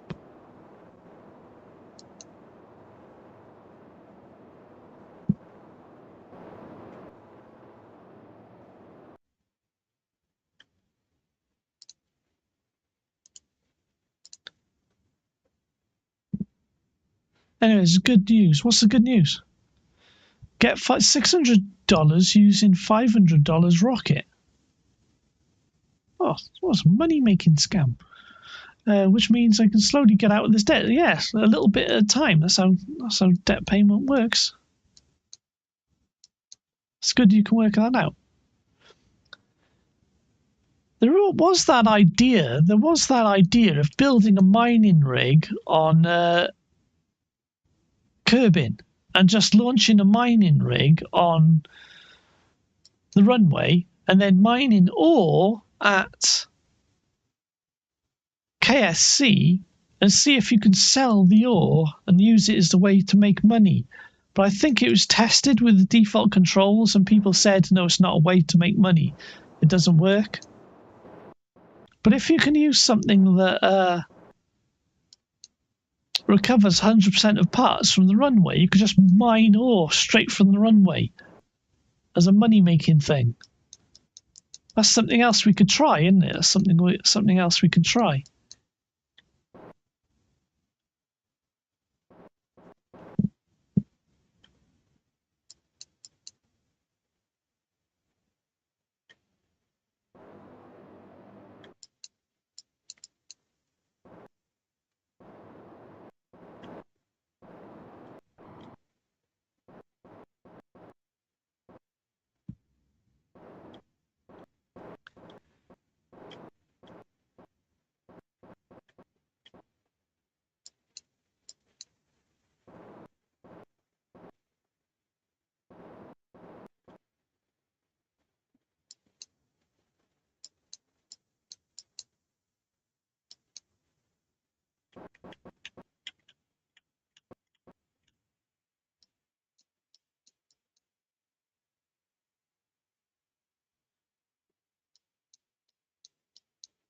Making me worried now, because if I do go back into college, I'm just going to put myself in a lot of debt. One thing about Juno is that the height also affects the price, which can minimize.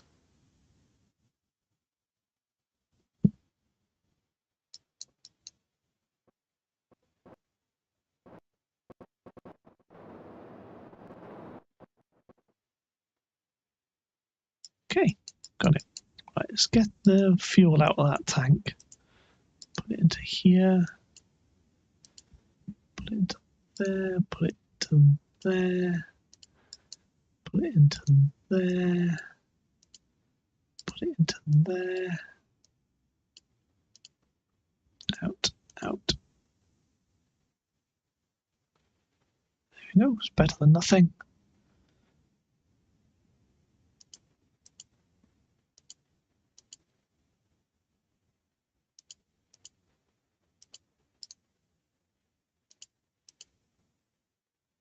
Yeah, in order to keep the Kraken at bay with space stations, you've got to try and get the weight as close to the center as possible. So this is a lander we might use in future. I've hardly ever used this lander. It's only docked here just for safekeeping. And because it's got cargo panniers on it, we might be able to take... it's got parachutes in it. Yeah, might be able to take power out to Minmus. Power modules out to Minmus. And use them on the mining rig.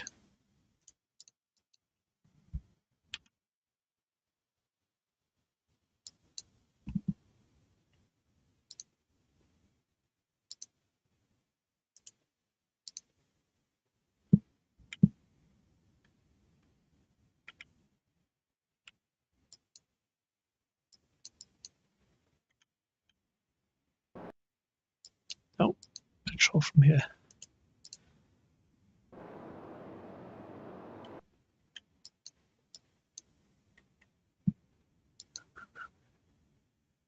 My Valentina, you've got to bring us back now.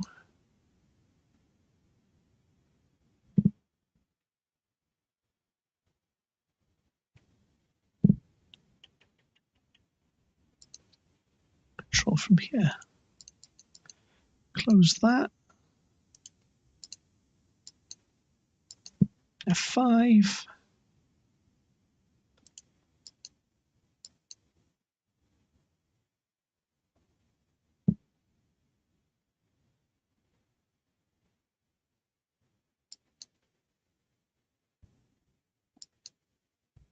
Right, so we're going to get apoapsis and periapsis down to about 81, 82, and then we'll do the deorbit burn from there.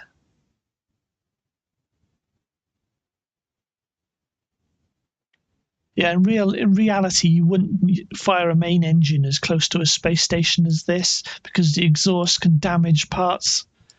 So you wouldn't really do that. You'd just drift away and wait until you're safe distance even before firing the RCS.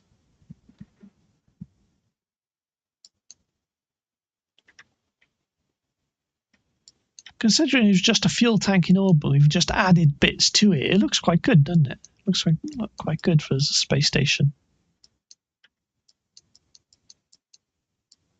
Because the other end was a lander that didn't work well, so I just added it to the space station, and we got the extra fuel tank there, one of the tugs, and the lander there.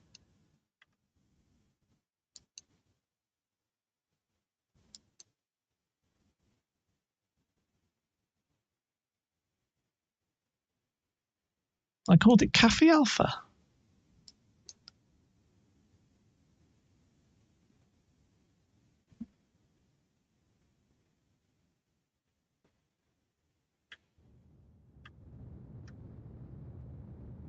Is the microphone now still on? Yeah, the microphone's still on. Right, 81, 82, 84, 83, 82, that'll do. We'll wait till we get to periapsis. Watch the space station go away. Periapsis. Someone on Discord asked me, what name would you give to a red panda if you had a red panda as a pet? And I never asked them because I couldn't come up with a satisfying name. So if anyone's got suggestions of a name of a pet red panda, I don't know why the hell they asked me, or me in particular.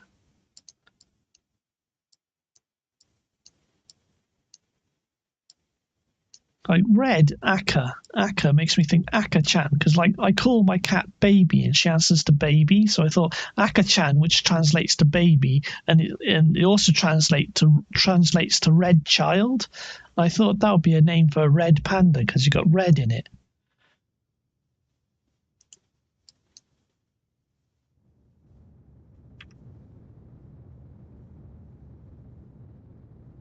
So I might answer them with the name Akka-chan, but then it doesn't really roll off the tongue, does it? It doesn't really.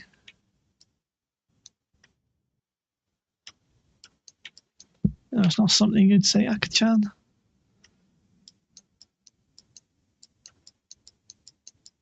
I don't know. Maybe you would.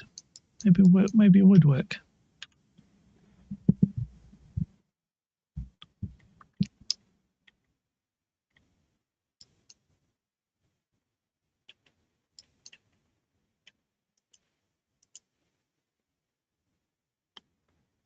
It's better than just calling a red panda Dave or something like that. Or Phil or something really normal and boring. Red.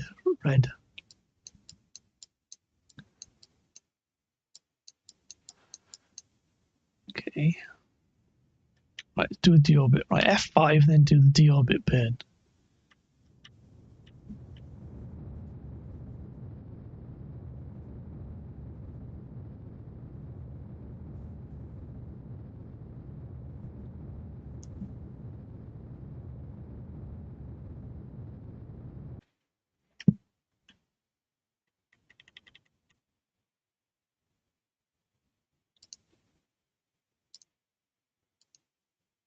Retract solar panel, retract solar panel. Bring the fuel tanks up so you control central gravity. It's got quite a lot of fuel in it, more fuel than what we'd normally do the deorbit with, but it should be okay. And you got Totoriken flag.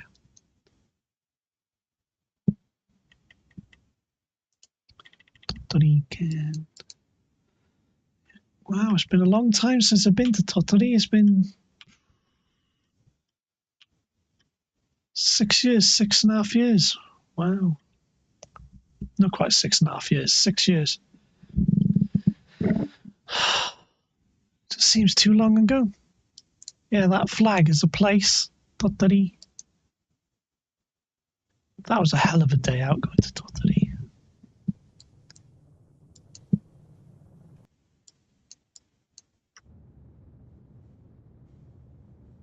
I was falling asleep one night. I can remember I was falling asleep on the train because I was taking Cetazine rather than Loratadine for my allergies at the time, and it was making me a bit sleepy.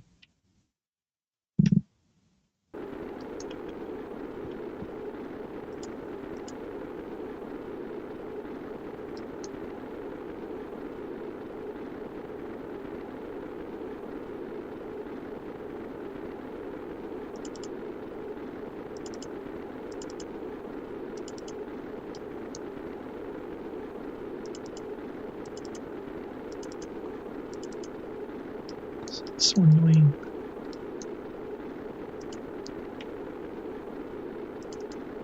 There we go. Everything is all under control.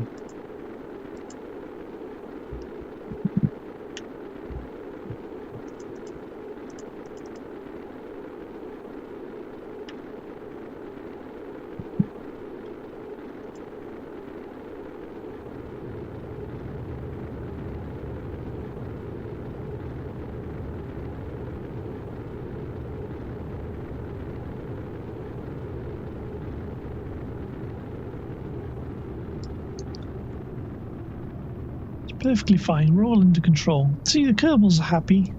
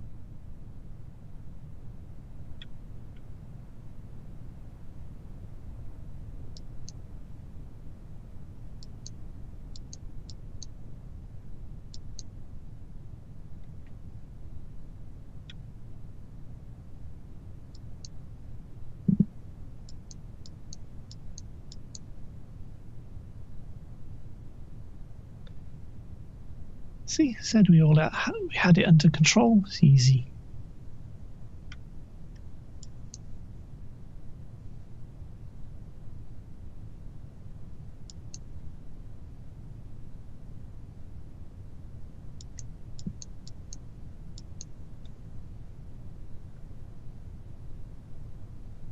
All under control.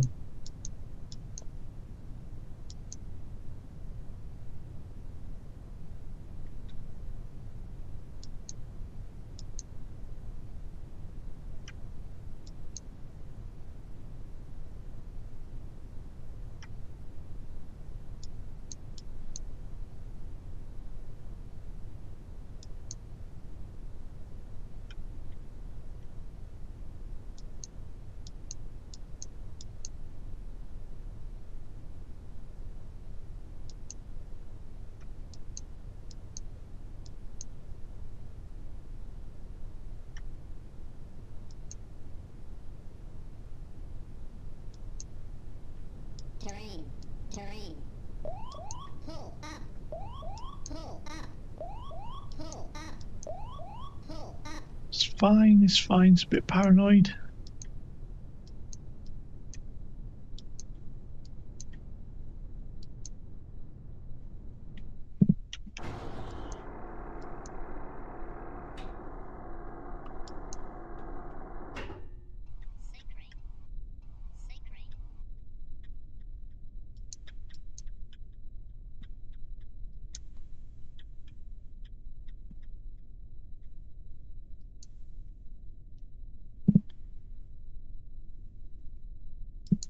There we go.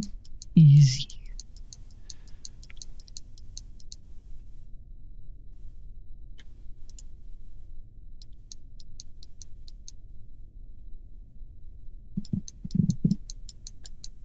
It's a good little thing. It's a good little thing.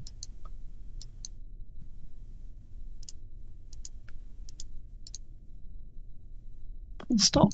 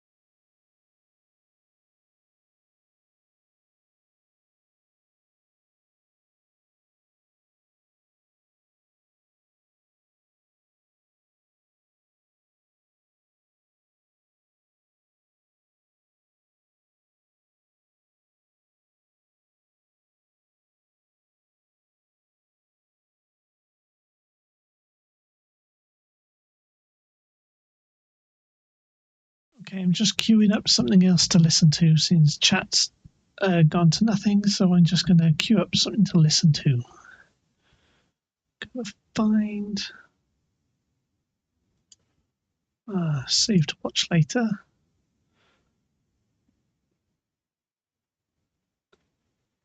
Just queuing up. Scroll, scroll, scroll.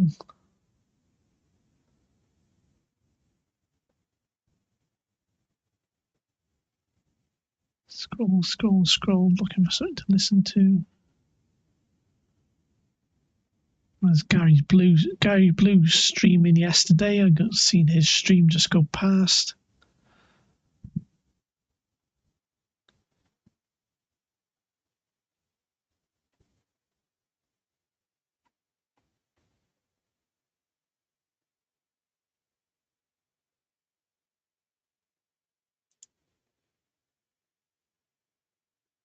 Refresh.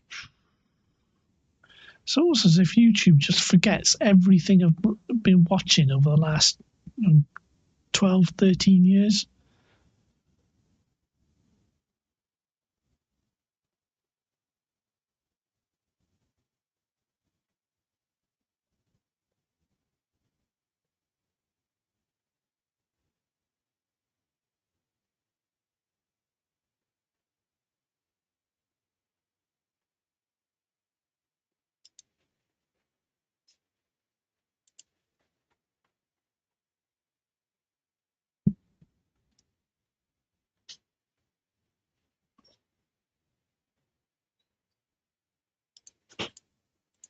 Okay, listen to something. Okay, sorry, let's just bring this back. Let's bring this back.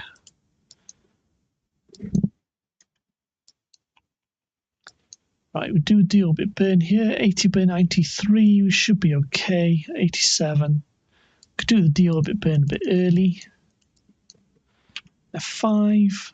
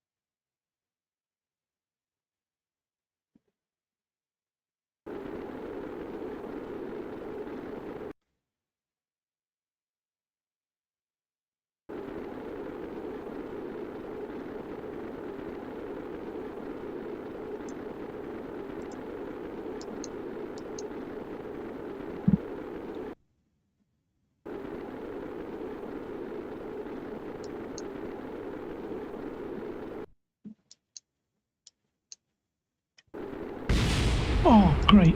Coming in too fast. The engine's gone. Engine's gone. Oh well, we can't get it to Kerbin now. We can't get it to KSC.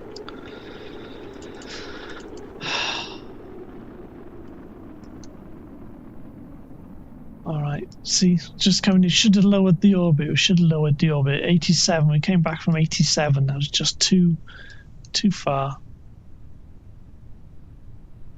Should have lowered the orbit. Well, that's the second time in one stream we've done that.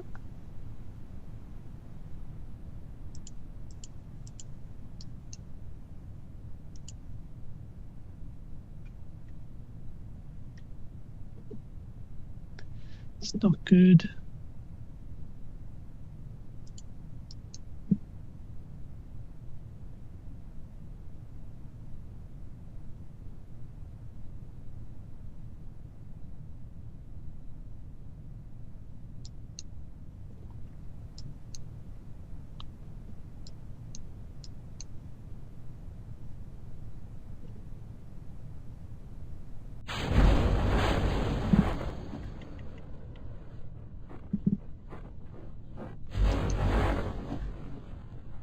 Was AFK. It's okay. It's okay when. We're just messing up. We came in too fast. I came in from too high a orbit and we lost the engine. So I was kind of annoyed about that. So this is landing in the mountains. We're not going to get full parts for it. I'm sure the fins now are going to break as soon as it touches down.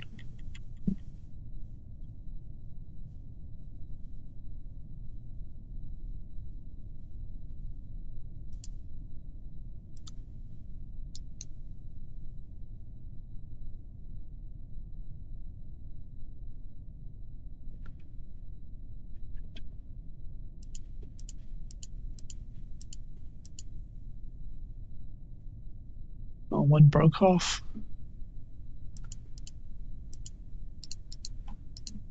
It's not sliding downhill. Okay. Cover vessel.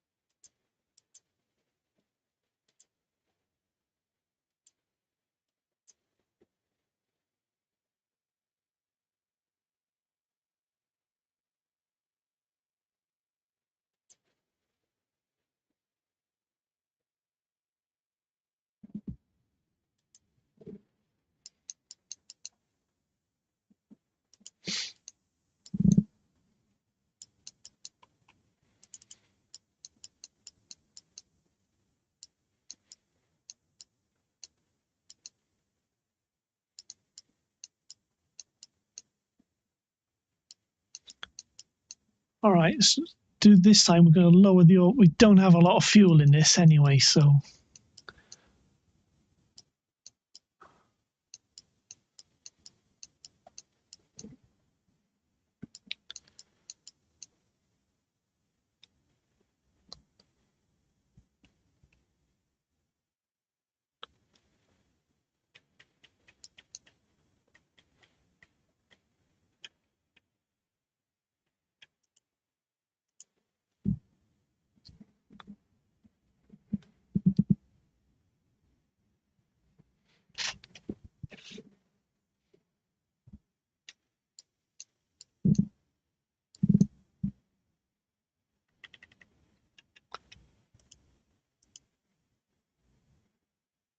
is the microphone on? Yeah.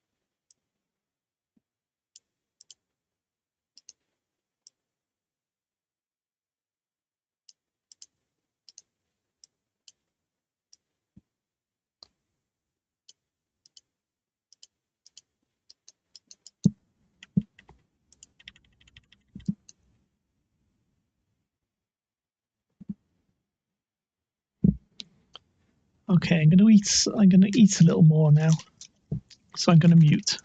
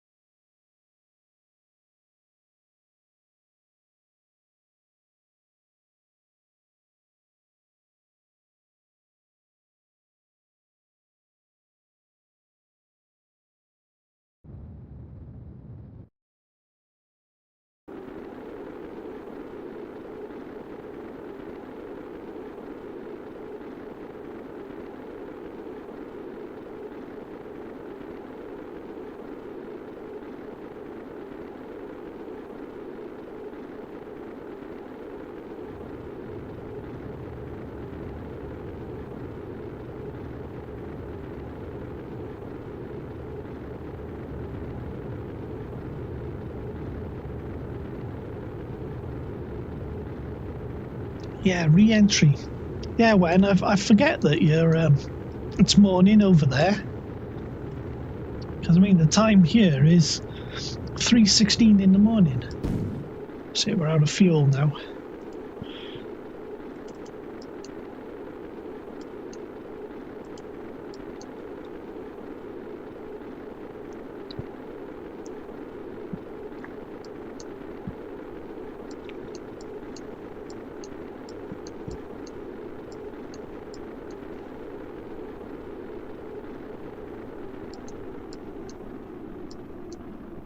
We're going to be in the water.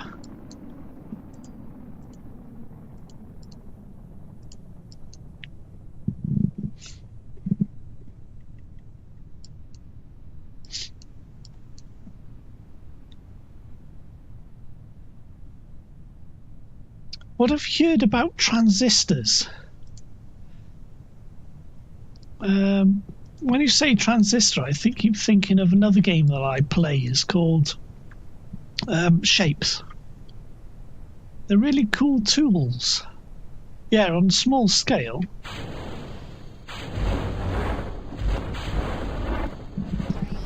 Terrain. Pull up. Pull up.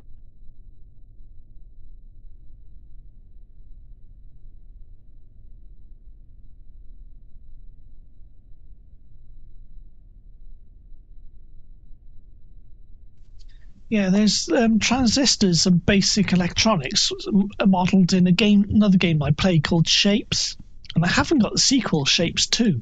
I haven't bought that yet because I want to wait till it's cheap. That's one of my most enjoyable games. I really enjoy playing Shapes. There are videos of me playing it on the channel, and it's got electronics, and one of the electronic parts it's got in the game is what's it called, transistors.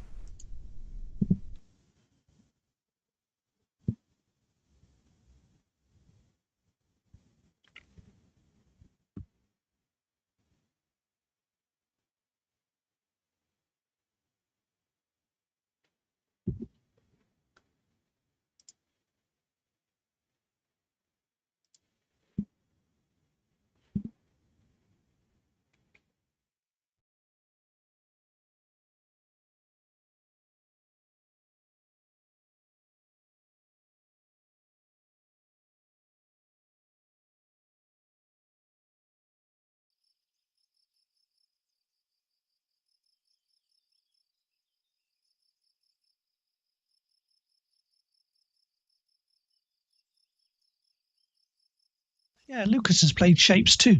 Shapes is a really good addictive game, really addictive game, and I'm on my fourth playthrough now, and I've got these big machines that'll do everything automatically, and just trying to get your head around how it all works when you've got really large, complex machines. Which I find it's a really enjoyable game. Oh, you got to go. Okay, all right. See you. See you again, Wen. Thanks for being here. It is morning there. I keep forgetting it's morning there, isn't it? What did we just do? I just did a thing. Oh, yeah, we brought back a launch stage. Yeah, Shapes is a good game, Lucas. I'd like to get the sequel some point, the Shapes 2, but I'm not comfortable spending money on games these days because I should be studying and things like that. Having said that, it's my father's birthday yesterday or the day before, and I bought him 3 games. I'm looking for, is there any more launch stages we've got to bring back? What's this? Orbit capture relays. What are these? I think these are we built some relay satellites and I launched them. We did nothing with them.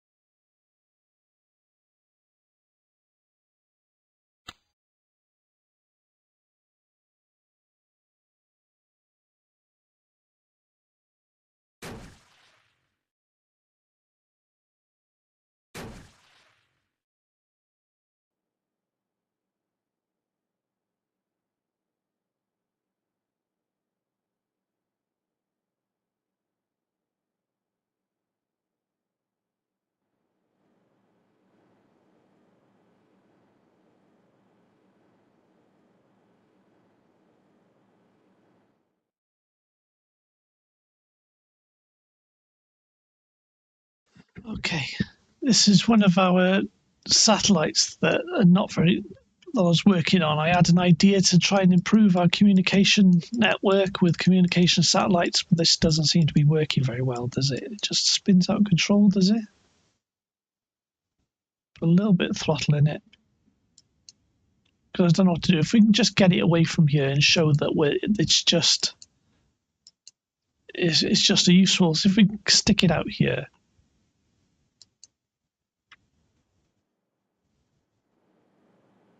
Yeah, it's going out of control. It's going out of control. We put a little bit of throttle on it.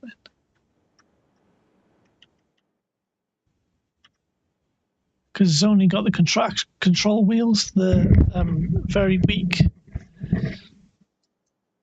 control wheels, the reaction wheels in order to control its attitude. So that's why it's going out of control, isn't it?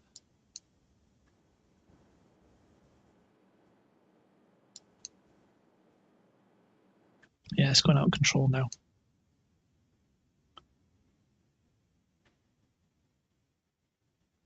Same for 700 then, 700,000 by 700.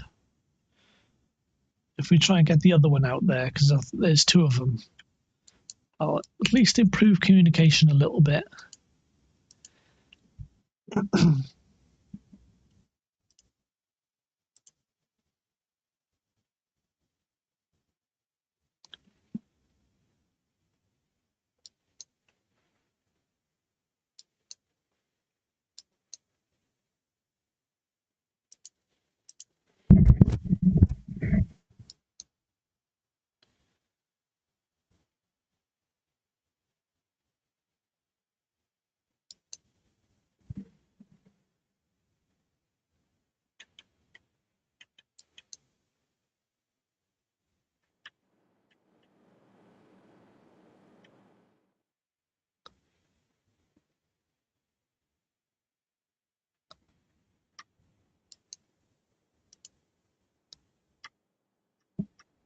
I have to use a little throttle.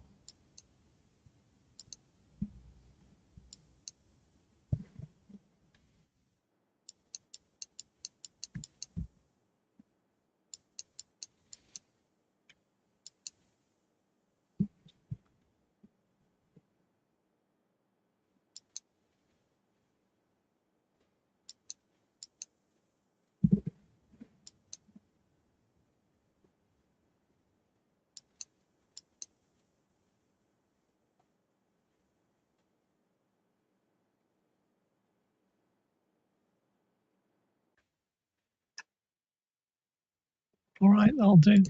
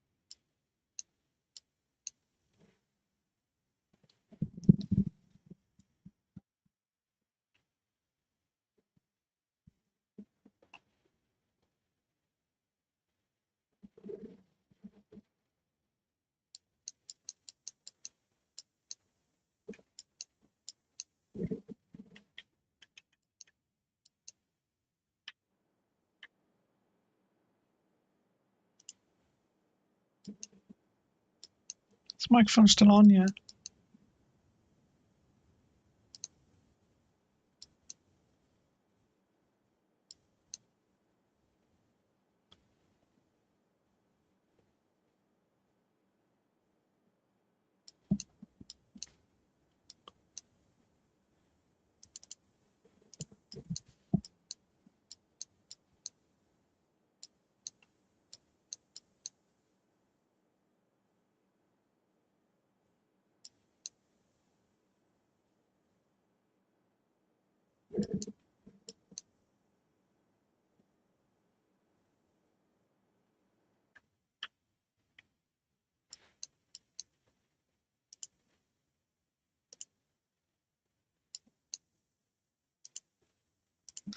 Okay, there we go. We got some communication satellites out.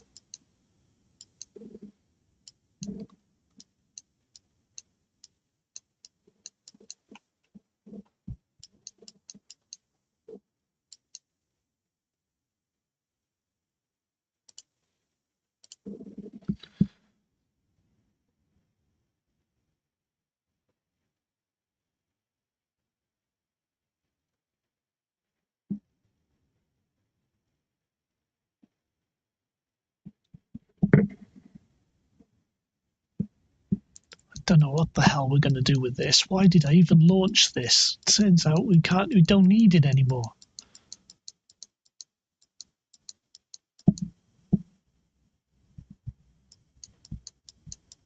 I guess we'll have to deorbit it.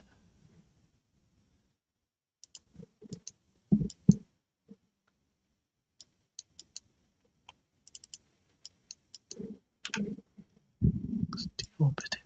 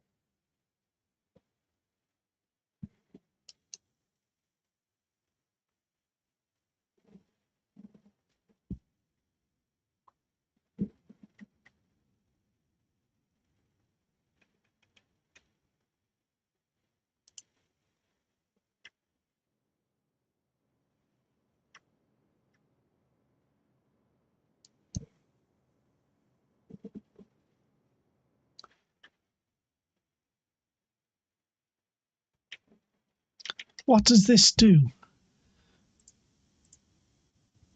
What does this do? This. Hang on, this. Well, I had a couple of launch stages that couldn't fly themselves back. And I thought they were in orbit. So I had a harebrained idea of using the deorbiting grappler thing to bring up these modules, and we could attach the modules to this launch stage and bring it back, fly it back itself. The thing is, I didn't realize that those launch stages are despawned and no longer around.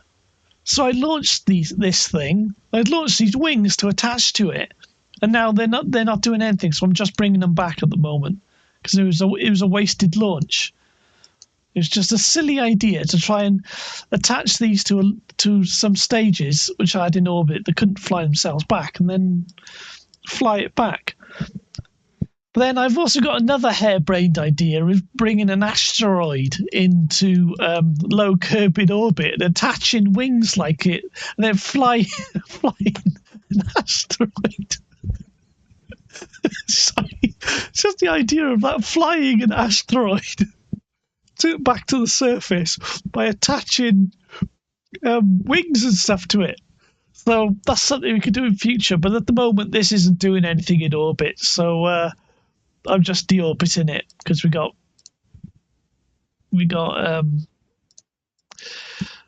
what's it called, parachutes on it. It's a big challenge earlier in this stream to actually try and launch this.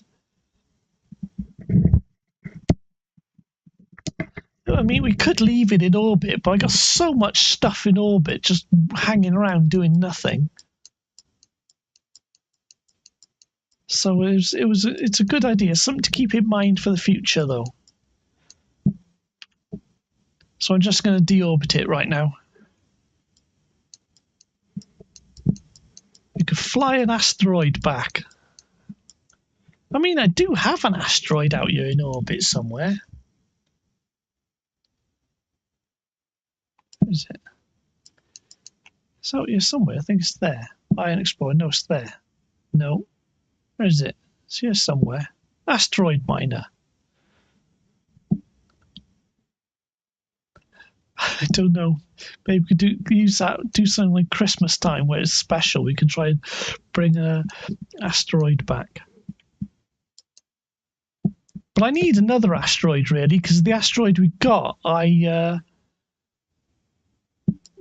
is too small to mine from, and I wanted a bigger one. So I've got to try and get another one at some point.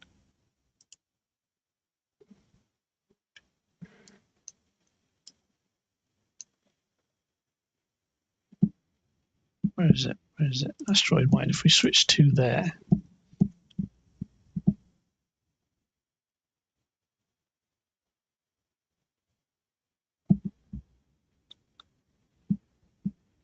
Unload. We've got to deorbit some of the stuff we got in orbit because so much junk. See, we got this. I got this. This is the vehicle I went out there and brought it back with. Then I tried to mine from it, but it doesn't work because it's too small. It doesn't work. You need one of the bigger ones in order to mine from it.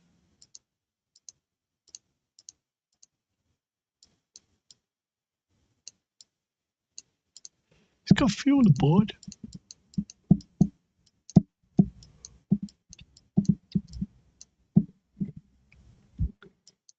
I mean, we could refuel this and go out and get another one.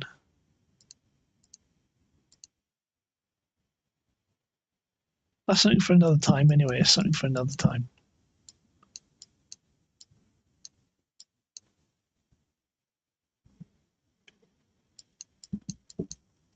You know, you get something like this and you can attach wings to the side and attach like a gantry with a tailplane on it.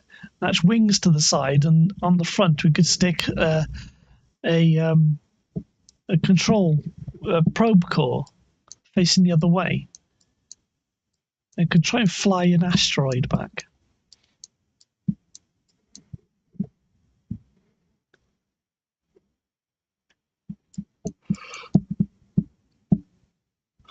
Anyway, right, what are we looking for? There you go, Tsubasa. We'll switch to this and bring this back.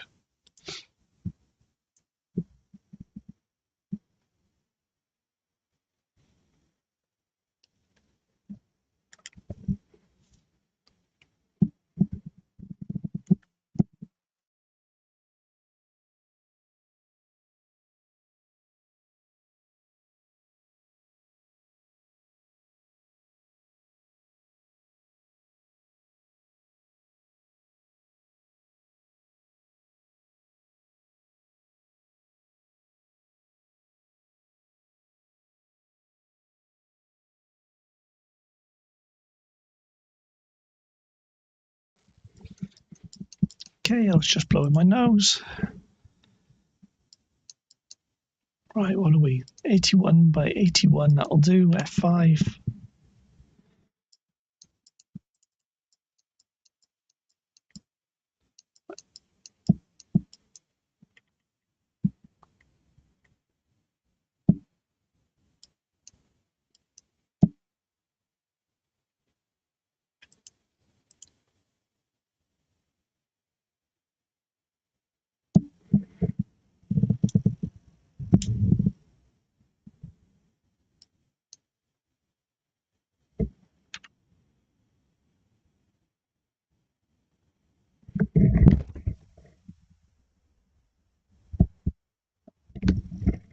So I just thought there was some noise in my room. I can't hear it now.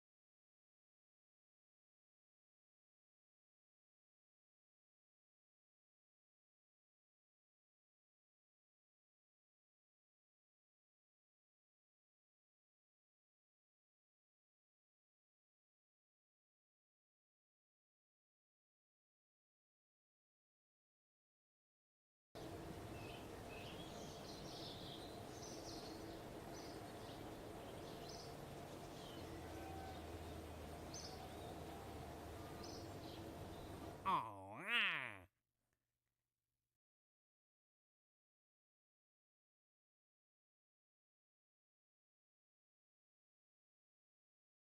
Mhm. Uh-huh.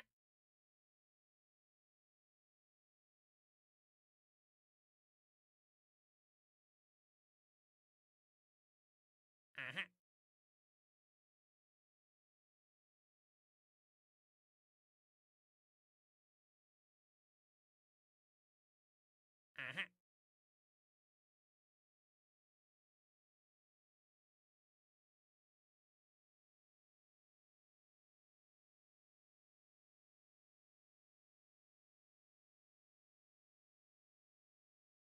Uh-huh.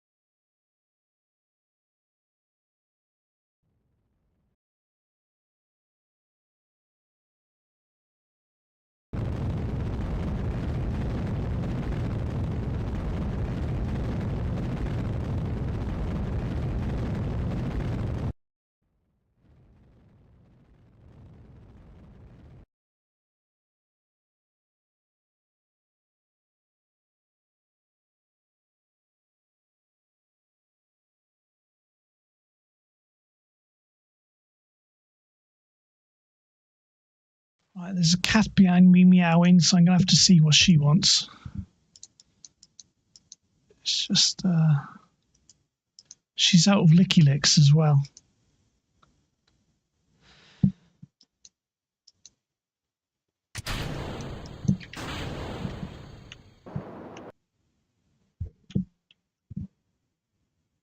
Right, I'm going to go have to see what my cat wants. Right, let's take a break. Let's take a break and see what my cat wants. Should I put the cat slideshow on? What's Kerbal look like at the moment? Yeah, we're fine in Kerbal. We're all in orbit. Let's put the cat slideshow and I'll go see what she wants.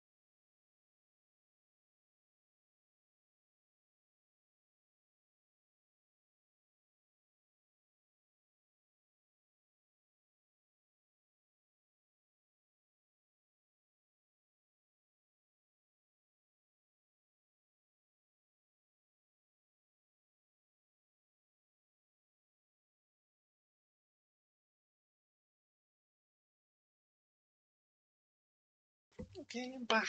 Sorry, I had to as well. Back to Kerbal. Probably lost all viewers, but never mind.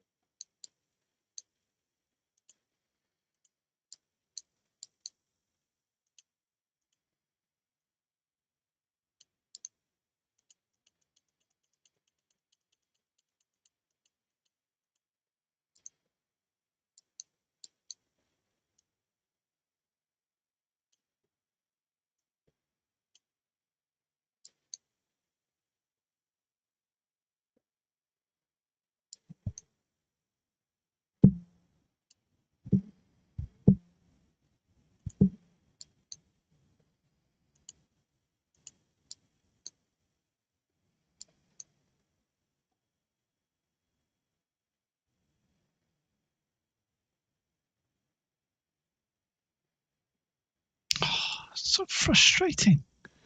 Why does it keep going into the atmosphere? Why?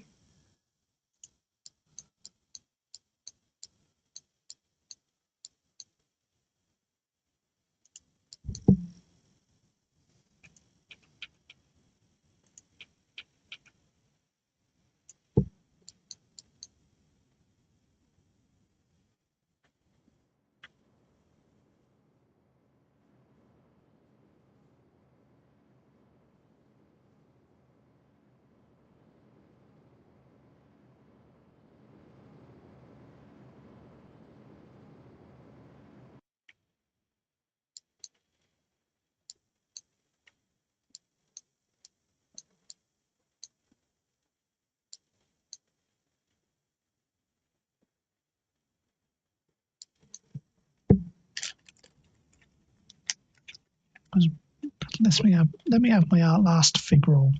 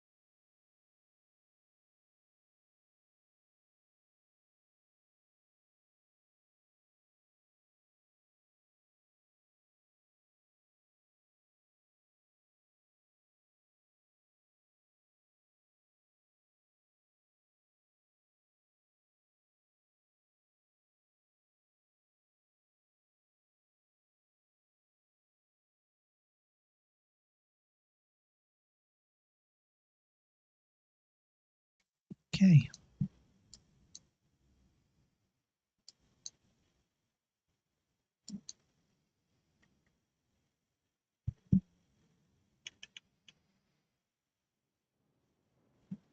Still not working. Look. See, low altitude, these low orbit. Oh look, we're gonna get it. We're gonna get it. Right. Orbit. Go forward in the orbit. Still have to adjust this. Follow the periapsis. 73.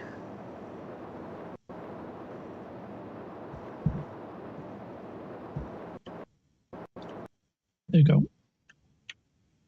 Periapsis at 72. Warp here. Target. Retrograde.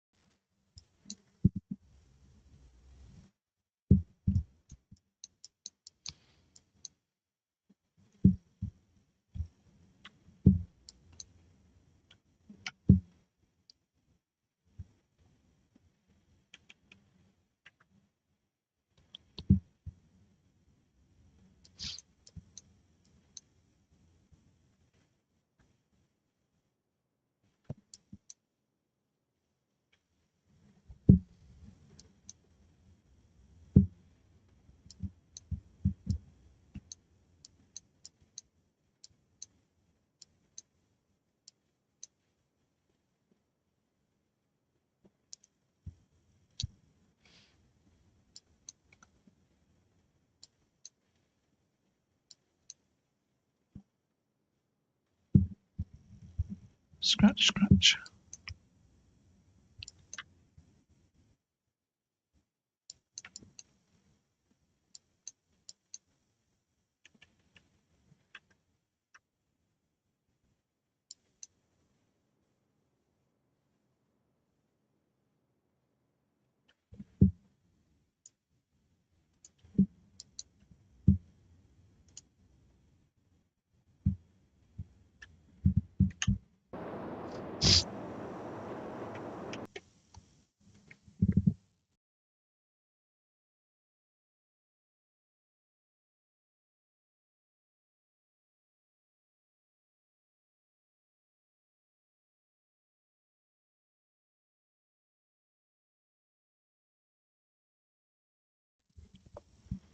Doing my nose again.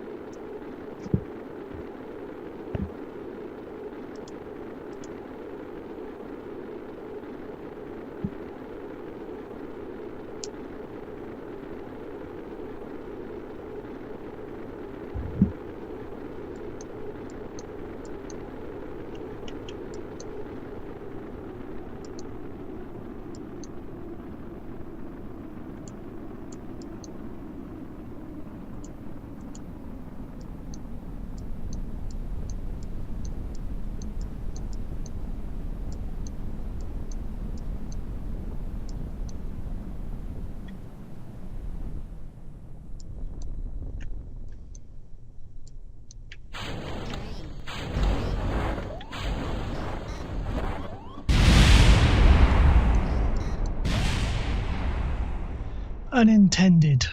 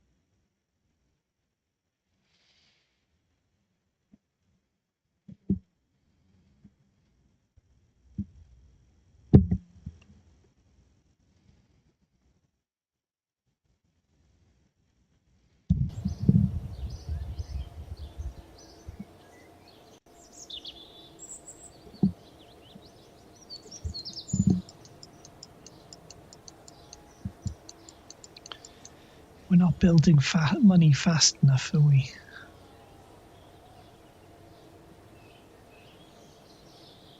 Oh, ah.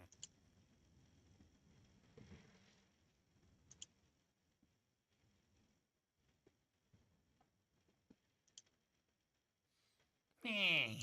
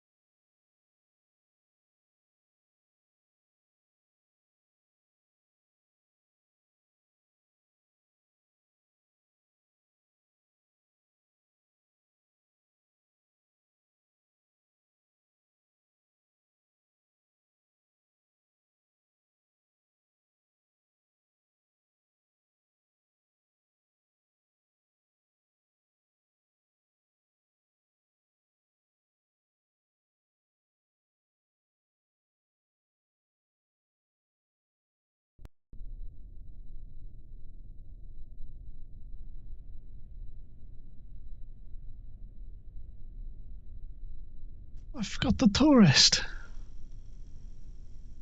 Did we have a tourist? Oh, we just got a plant flag on the moon. Valentina and Bob can do it, can they?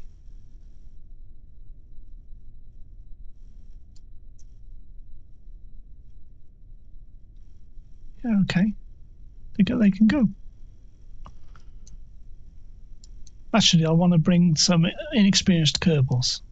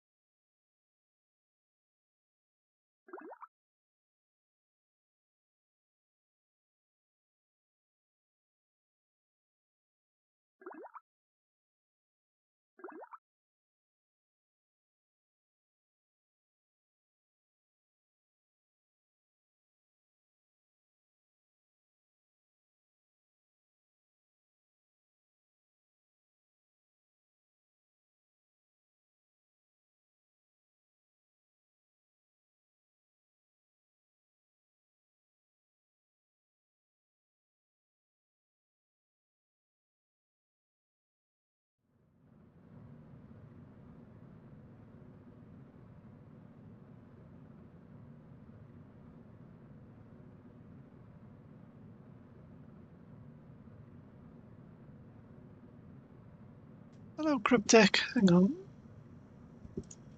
Yep, just landed on the moon. Just had a contract to land on the moon. You okay? Is it morning where you are? Because it's morning here now. I've been streaming for 4 hours 58 minutes, and we got Kerbals to bring back. Just visited the Arch. That's the first time I visited the Arch. I've flown it before, but I've never visited the Arch before.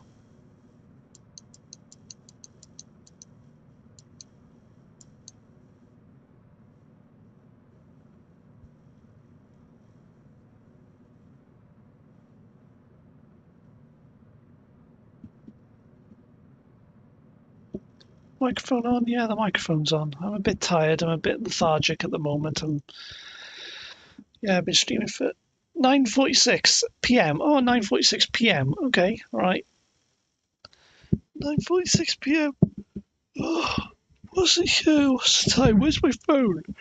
I've got 3 phones with it handed me, and I'm trying to choose which one. 5:47. Yeah, 5:46 a.m. Yeah.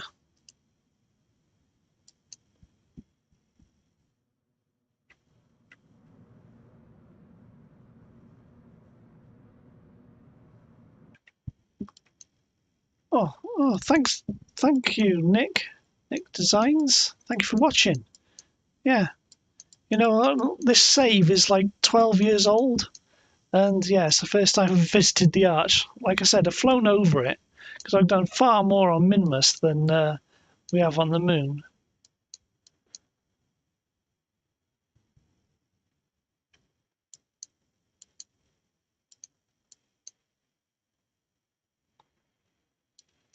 Right, so we've got to get back to the tug and bring these Kerbals back.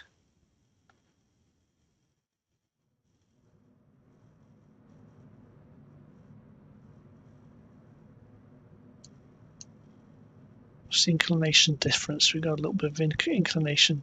That's great.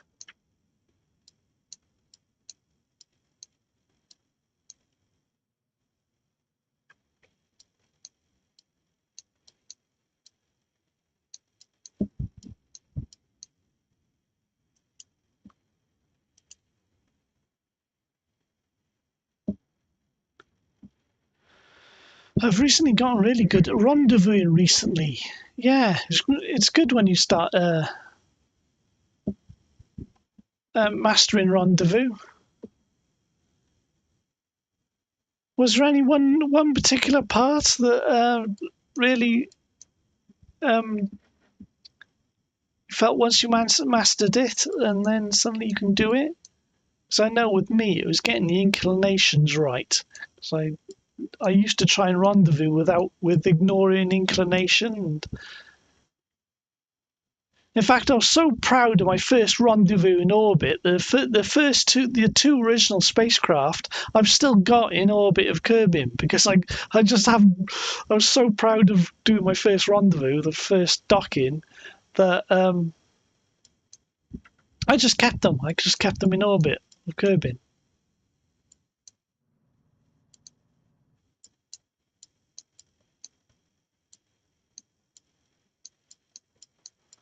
Right, like we've got to do an inclination change now.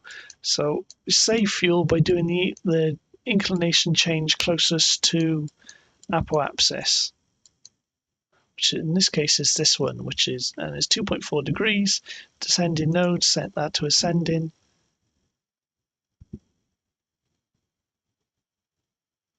So it's warp to there.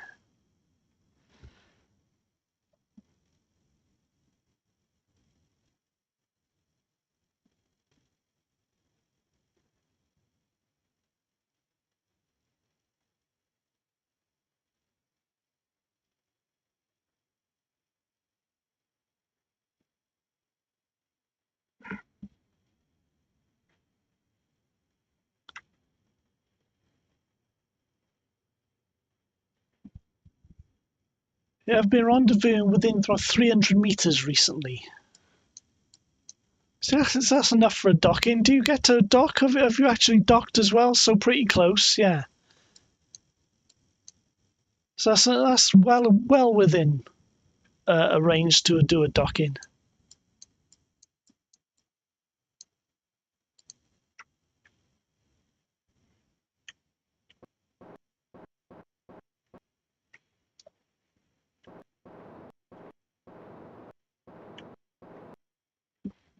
Yeah, my favourite accomplishment KSP was getting into orbit around the moon. Felt like the rest of the game being more of the same, just using more DV, yeah. Well, it essentially is, albeit on larger timescales and larger distances, isn't it? But it's that's one of the good things about Kerbal. It's you got a sense of accomplishment from achieving things.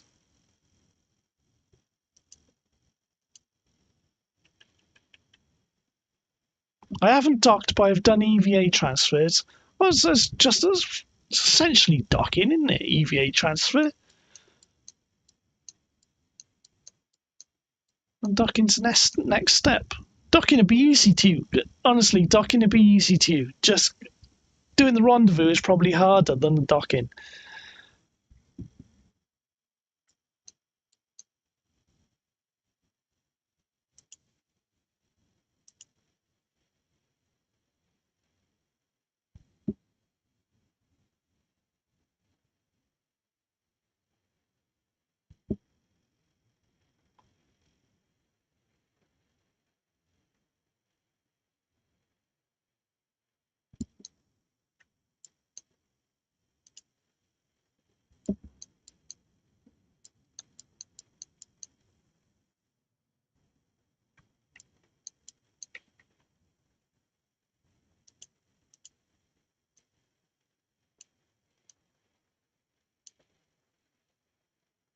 Oh, 0.2.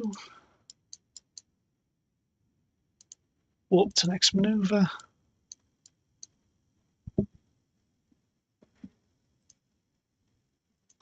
Right, what we're going to do, we're going to bring these Kerbals back, and once I got them to the surface of Kerbin, that's when I get end of the stream, because I've been streaming for 5 hours, 5 minutes. We've still got another hour yet. I've only got 1.8 meters per second burn here, which is tiny. I accidentally closed YouTube. Oh, see, it's too easy to do with it accidentally. Misclick, fumble fingers.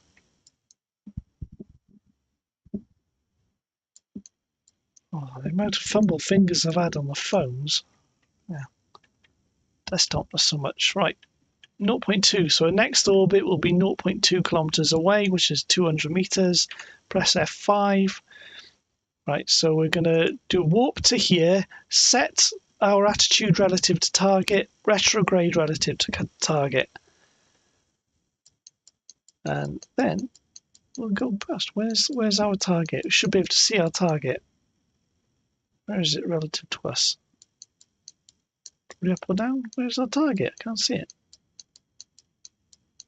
Probably see it when it comes really close. Maybe we're not close enough.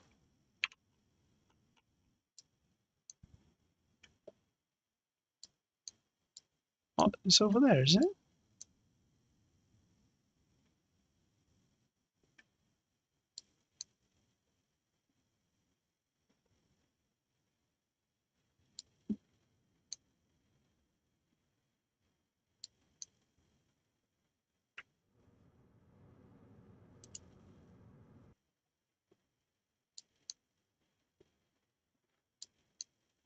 See, now I messed this up. Why isn't it not highlighted? Why is it not highlighted?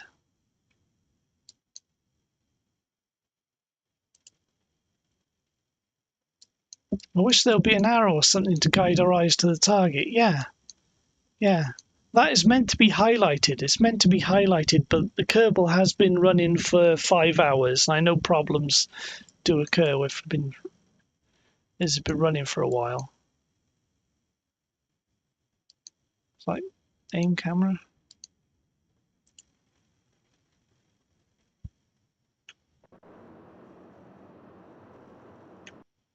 Why is there no? There's meant to be a box around it. Oh, I pressed F4. Oh, there you go. I accidentally pressed F4 earlier, didn't I? My fault. My fault. Oops. You press F4, it takes off the things. Right, that was my fault. Right, shut these down. Shut down the engines. We'll do RCS to move in close. Control from here. F4. Press F4. It takes off the targets. Okay. Don't press Alt and F4. Don't press Alt and F4. Just F4.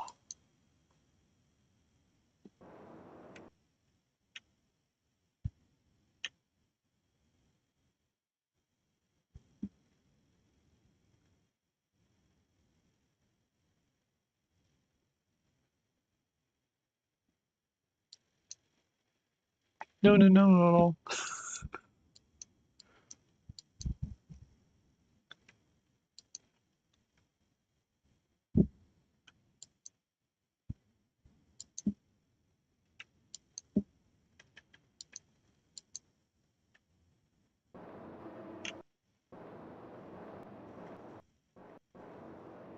Right, we've got to try and get these at the same angle.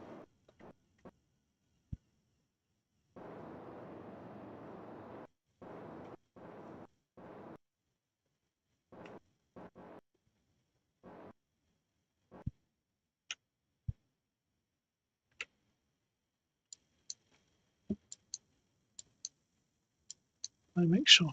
Control from here. Go. Set as target. Rotational controls. Yeah, that's the thing about docking. You've got to remember to use rotational and translational controls. When I first started playing games way back in the day, my friend said, Alt and F4 the cheat menu. Oh, yeah. Yeah. Yeah, it happens. You know, we all play games like that. I think because the chat script I got up here by the Kerbals, and one of the comments they come out with is that Alt and F4 saves documents faster, saves important documents faster.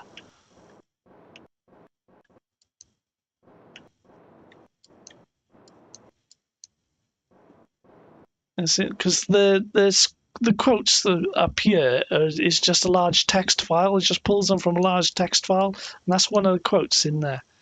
Alt and F4 saves documents faster.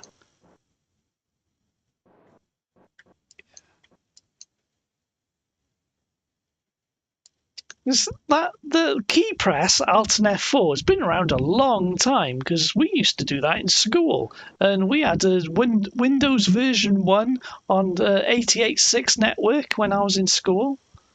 That was a long time ago, and Alt and F4 still worked then.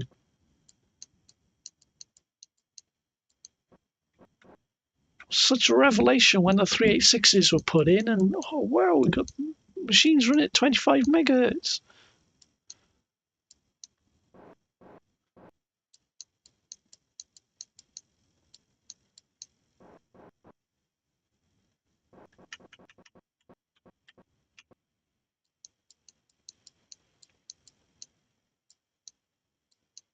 Yeah, Kerbal's running on a 386, by the way. This Kerbal is it's just my PC is like a Trigger's brush. It's every part has been replaced. All schools now use crappy Chromebooks. They do use Chromebooks. They do. I've noticed that everyone uses Chromebooks. I guess it's just because they're cheap. They're saving money. And if you're introducing people to computers, maybe I would suggest using a Chromebook. But then you don't have the same level of freedom. But then I guess if you come from the older generation, when you're using computers, you're more used to being more in depth. And I was just getting a PC with Windows 95. See, when I was using PC, Windows 1 was out. Windows 3 had only just come out. Because And I was used to using DOS. Like, try and get a kid these days to use a command line interface, and they wouldn't like it, would they? Command line interface. Control from here. We've still got command lines. It's like the two Python scripts which I got running the graph up here and the Kerbal chat, and they're running commands prompt windows which I've got open on my other monitor. Right, we're going to get these Kerbals back. Control from here. Prograde F5.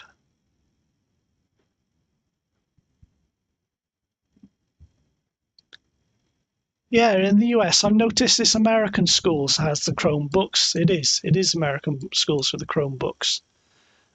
Because this country, because I know my niece she never had a personal computer. They never gave her anything like that. Anything that was done in the schools themselves. They don't give you laptops like they do in the States. I've experienced more lag using a Chromebook using Google than a Raspberry Pi doing the same thing. I wonder why that is, because they're largely the same. It's just like a front end to a Linux operating system. Maybe there's just more stuff running in the background on a Chromebook.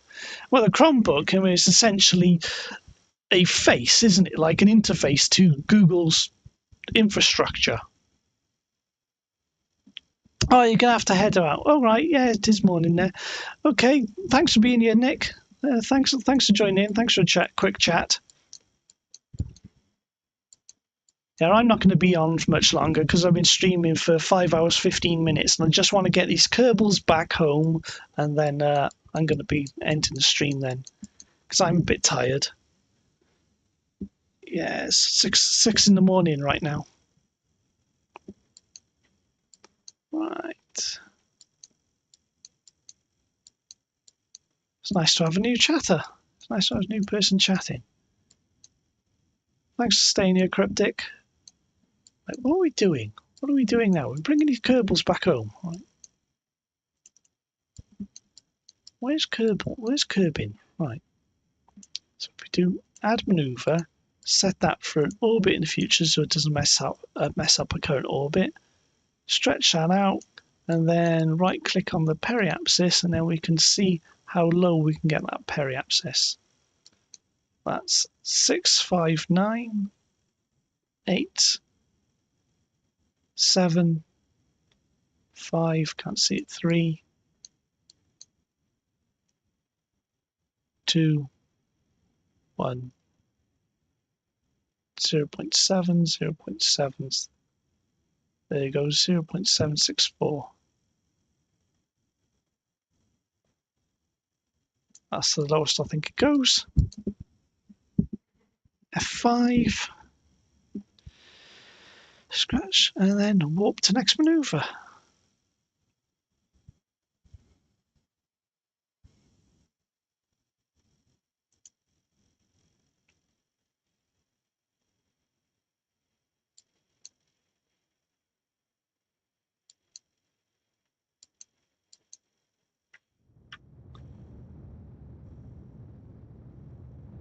Yeah, I was listening to a podcast earlier while I was playing Kerbal actually, and they were one of the guest on this podcast was saying about how children in school spends too much on screens these days and how it's negative to their education. I don't know. I don't necessarily agree with that, but I don't disagree with that. I don't really have my own opinion. I don't know much about schools and how schooling works these days. But I know that I've got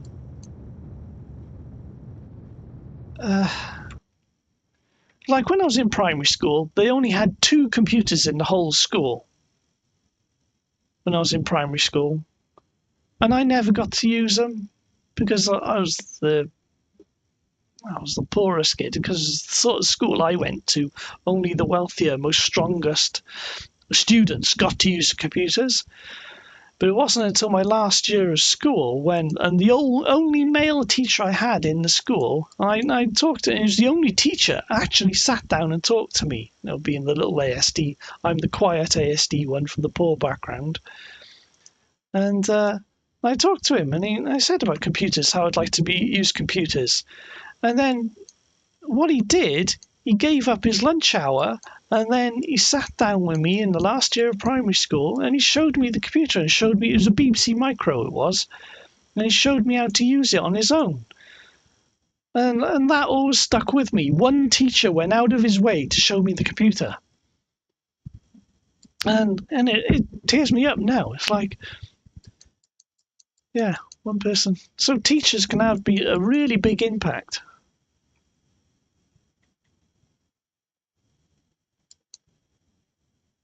I liked computers since.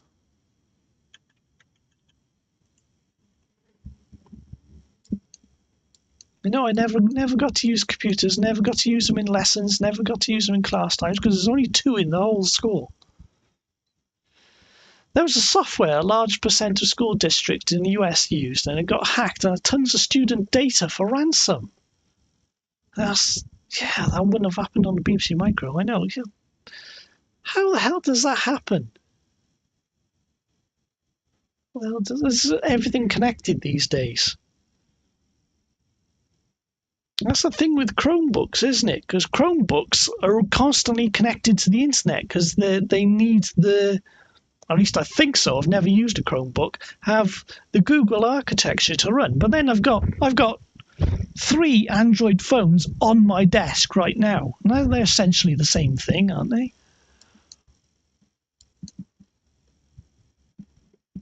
It's all about money. Yes, it's all about money. It's all about money.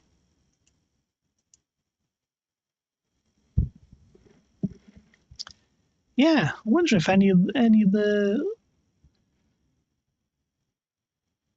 I'm thinking, did anyone pay for Chromebooks to be or bribe, or what's the word? Lobby? No, so anyone from the tech industry lobby for the politicians to say, yes, give every student their own Chromebook.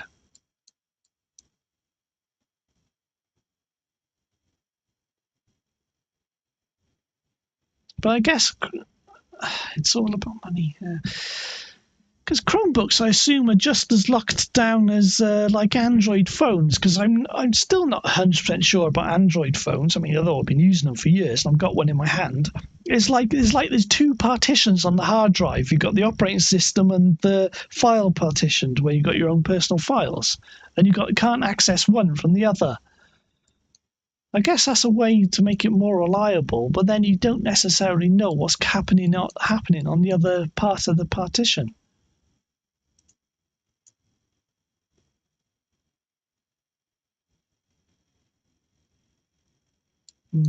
I don't know. I've never used a Chromebook, to be honest. I've never used a Chromebook. But then another streamer that I watch sometimes is Big Clive. He uses a Chromebook. He does his live streams from Chromebook.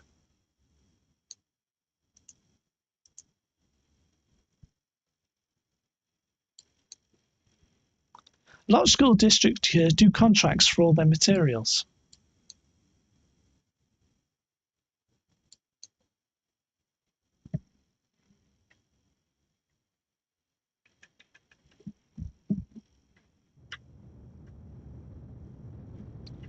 Is there any advertising on the Chromebooks? Is there any companies like paying to have adverts on the Chromebooks? Reducing the costs for the schools and that.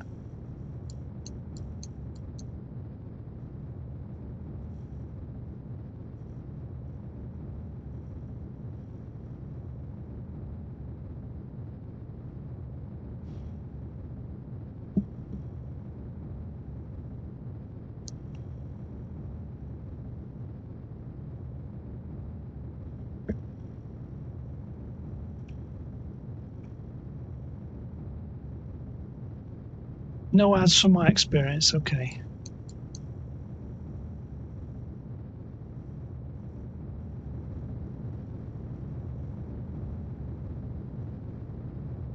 I wonder if I get a cheap Chromebook just to have a look at it and mess with it. I don't know why. My laptop, my tablet is a Surface Go 2. I've got a Surface 3 as well, Microsoft Surface. And I've got plans to actually use my spare Surface as a live streaming rig and just live stream something light like interactive games for chat or something like that. But I've written some code, but I haven't done much with it.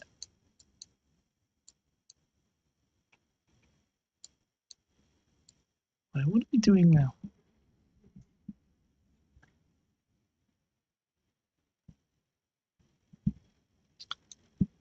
Right, where is it? It's P120. That's our target. Set as target.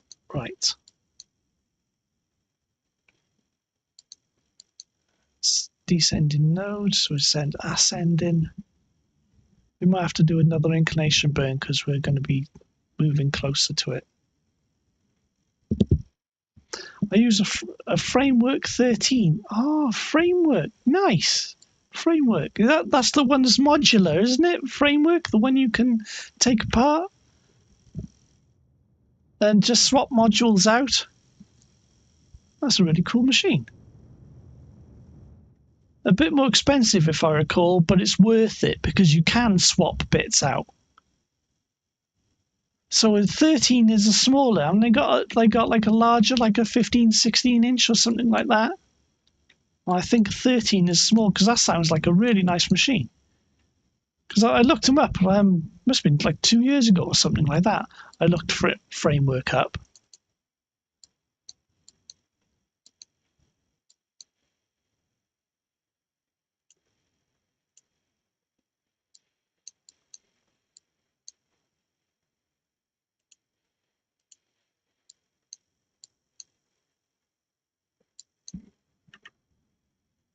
Yeah, I recently had to replace the keyboard. It was so easy, yeah. Because it's designed like it. It's designed like it.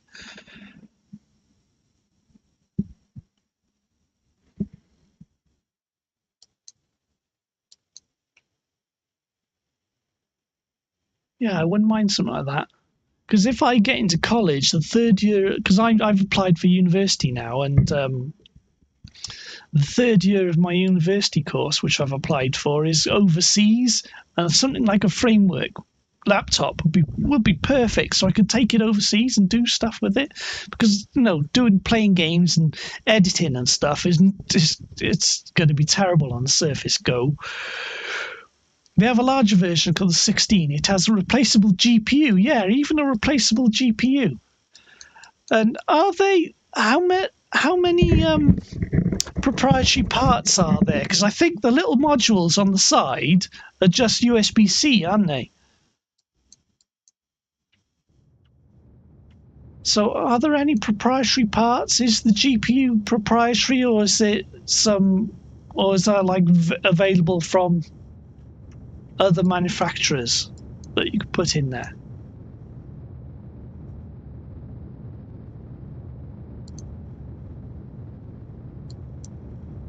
I mean, do they manufacture the GPU cards themselves? Because they do their own keyboards. They must do their own keyboards.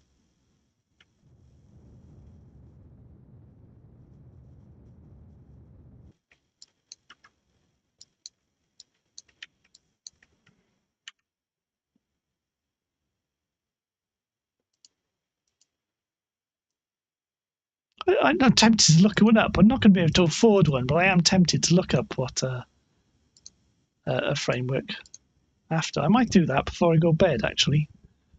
Look up a framework, if I remember, and don't get distracted by something else. A few other manufacturers make processors, but I haven't seen any other GPUs. Okay.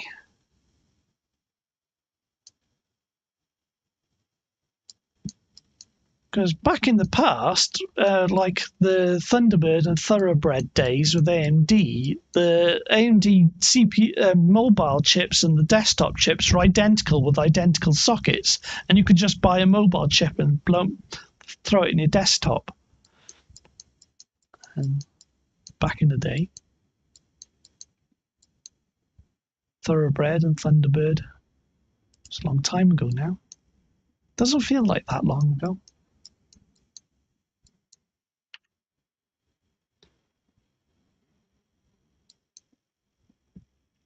I lucked out and got most of my parts for $40 and just had to buy the battery and hinges. How did you do that? How did you manage that?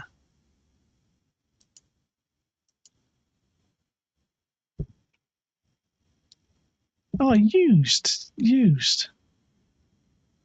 But then that's it is a laptop that you could buy used, didn't it? Because you can just replace parts. Yeah. That is a really, really good idea.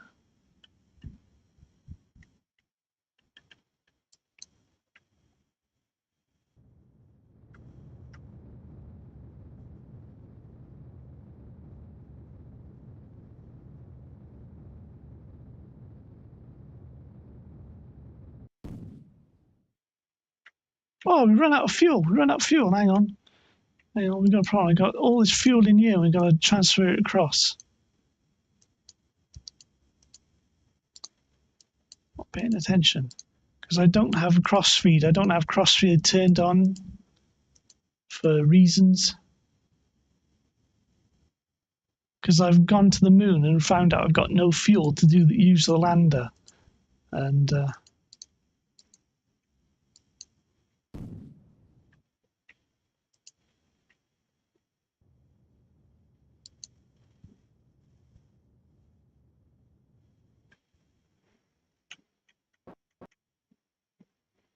there we go. F5, got it.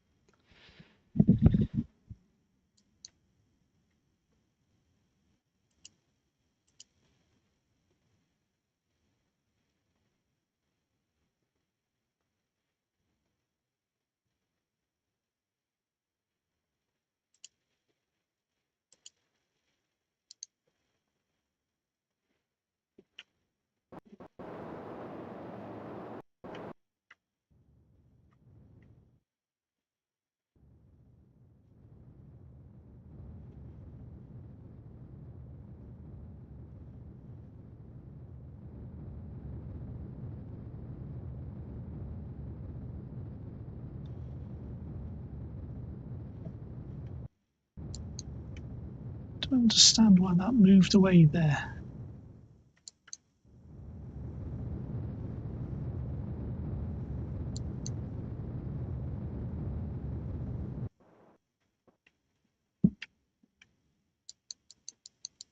Oh, we just messed up our rendezvous. There we go.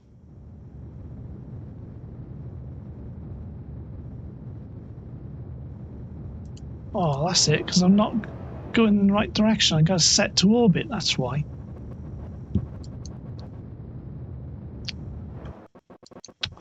I just messed this up. See, I'm tired. I've been streaming for 5 hours 31 minutes. That's what it is. I messed this up. Right, that we're going to 1.6 away, 1.7 away. If I set that to orbit now, go forward. Framework had held a workshop at Supercon in Southern California and had a mystery boxes of damaged on arrival parts, and I just got lucky. Oh, that's cool. That's really cool. So you just take the parts out and then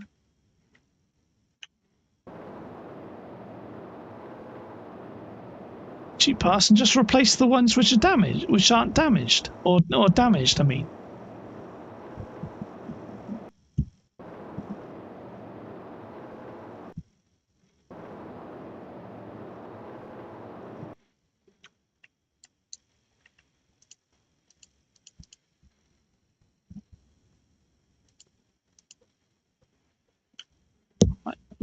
We'll get this rendezvous done properly now. See, doesn't matter how much experience you have in Kerbal, you can still mess up rendezvous like I just did. Right, is that where we're closest now? Yeah.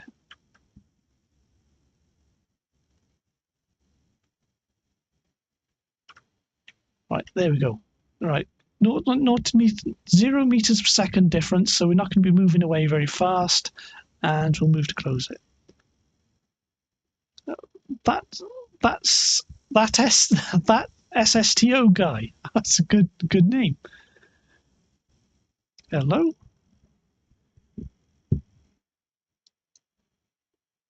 I think any enthusiast thinks of getting a framework, because framework are really good. I really like their ethos.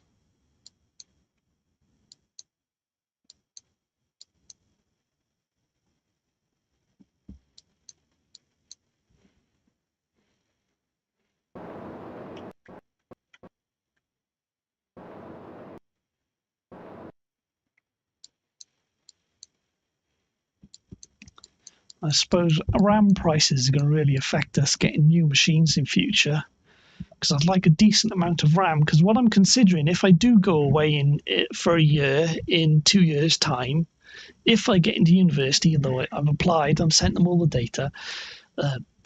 Saying I'm using data rather than documents. Sent them all the documents. If I do have to go away for a year in 2 years' time, I really want to be able to do video editing and live streaming, not necessarily playing Kerbal, but doing video streams, and because I got several YouTube channels and I do video editing. I still want to be able to do that when I'm away, and I can't do that on the little Surface. The Surface is great for writing, as I can go sit in a coffee shop and do my writing, because I'm also writing my second book as well. And but I can't video edit on it.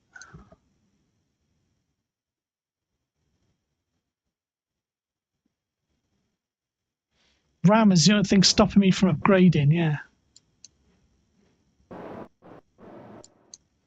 It's amazing that OpenAI on their own, not any of the other companies, just OpenAI on their own, bought up 40% of the entire world's supply of RAM in 1 year.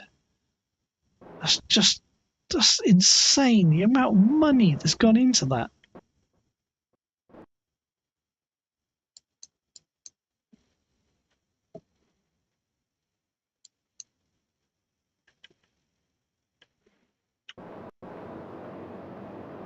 Right now, I'm running an old Dell for a laptop that somehow still works. It was saving a bit for a laptop for the RAM stuff. I'm just going to remote into my own PC till the prices go down. That sounds like a good idea.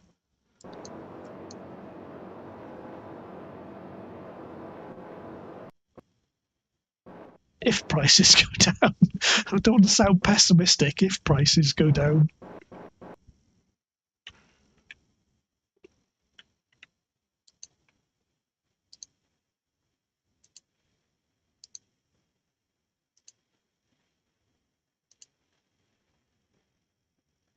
Here's a lot of the Midwest getting hit by a ton of data centers. Yeah, data centers everywhere. Yeah, there's one data center not far from me. I'm in South Wales. So I'm visiting next week, actually. Well, the data center or just the Midwest? Because there's a data center not far from where I live, and like within half an hour's distance. And I was tempted to send them an email asking for work.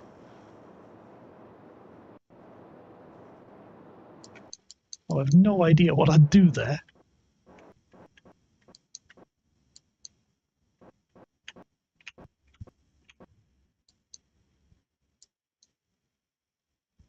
Heading up to Minnesota. I got a friend who lives in Wisconsin, and he's a live streamer as well. And he often goes up that direction.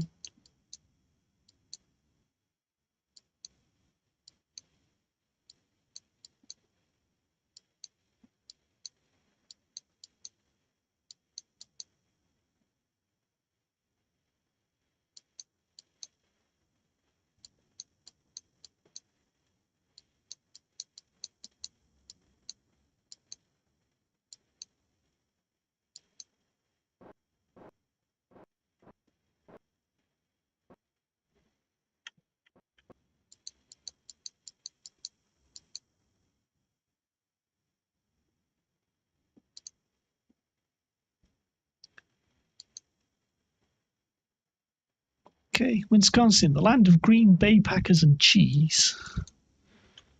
Yeah, I don't know what each state is particularly famous for, but I do have a vague idea where each state is.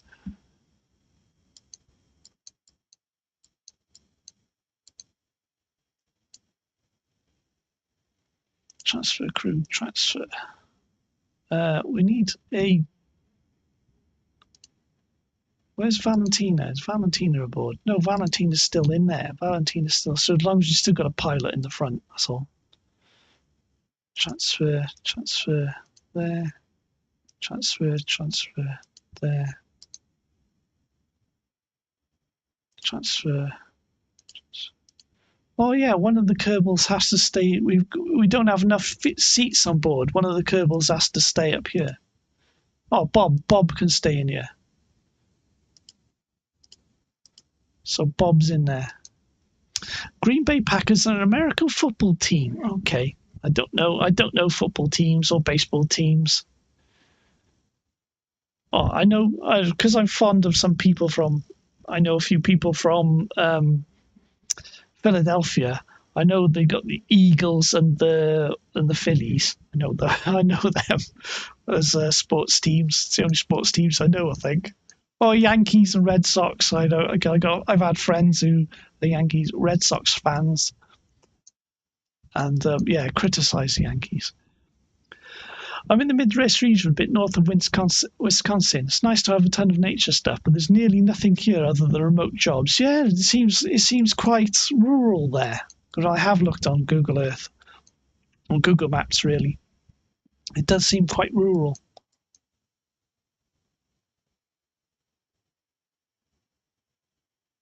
Right, I pressed F5. All the Kerbals are on board. Plant flag on the moon. We had no tourists. Undock.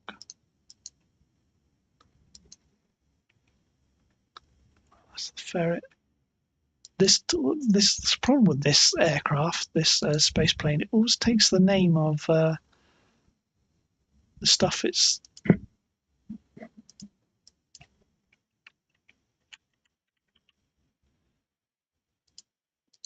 been docked to.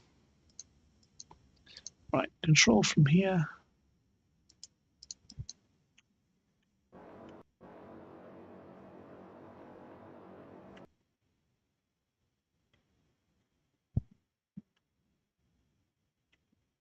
And a fuel to deorbit us, yes.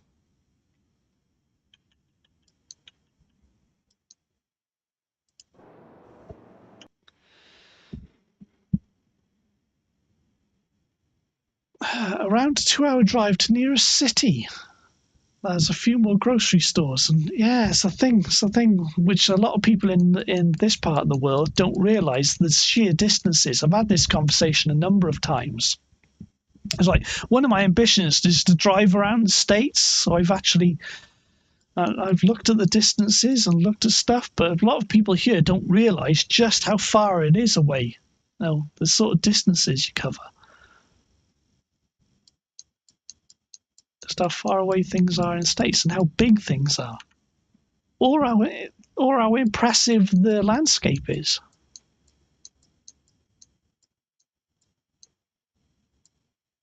Yeah, if I had a lot of money one day, I'd like to spend, say, 2 or 3 months driving around the states and going to a different city every day and just driving.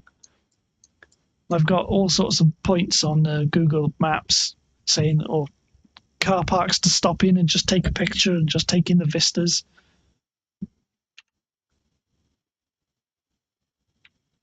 Yeah, 2 hours to the nearest city.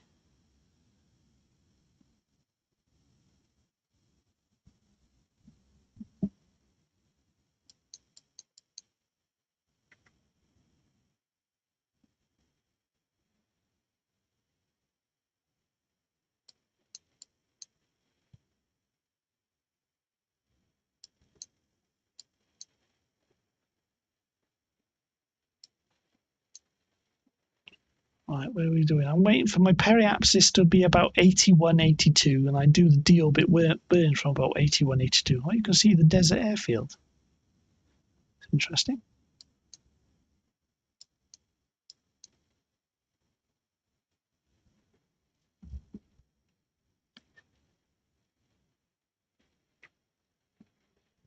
Scratch, scratch, right.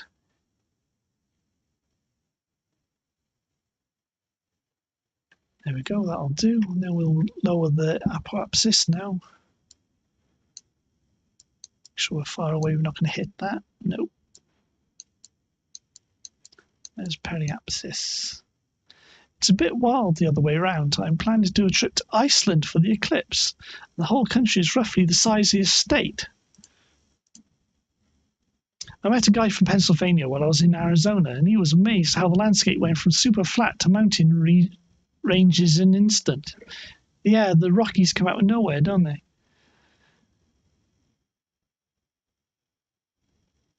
I suppose in the Pennsylvania, the Appalachian Mountains are sort of more gradual, but then the Appalachian Mountains are quite impressive in their own right. No, they go from flat. Because I'm in Wales. And Wales. I mean, we used to get told when I was in primary school, we used to get told there's farms in the States which are bigger than Wales. I don't think it's individual farms. I think it's like the amount of land that's owned by one person or one company. I think that's probably the more truthful, rather than an individual farm bigger than the whole country.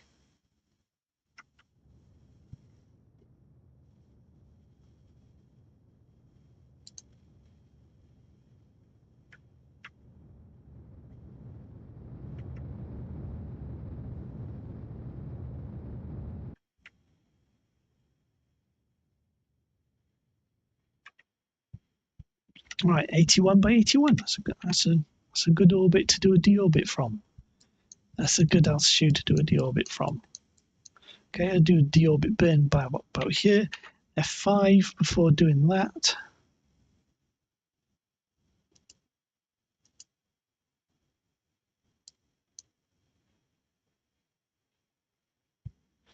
The Appalachian Mountains are a lot older than the Rockies, so they're a lot smoother. Yeah, they're more eroded, yeah. Yeah, they are.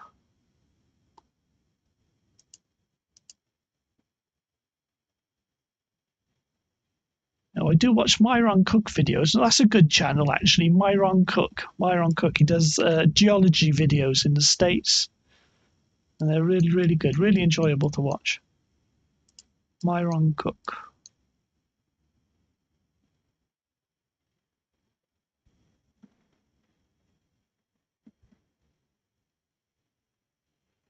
So we've got a similar sort of setup here in Wales, albeit on a much smaller scale. Like the landscape in the south is erosional, and in the north, all the mountains we've got in the north are more glacial mountains, so they're more ragged, more jagged, and they're not as eroded.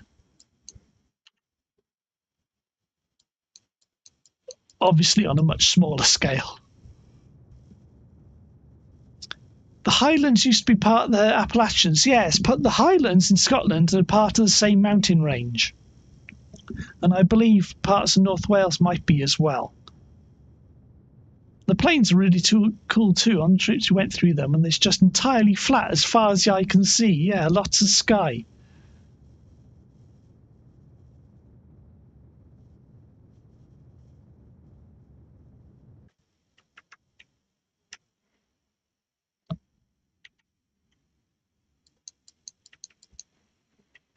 Yeah, they're impressive in their own right. They definitely got their own charm, haven't they?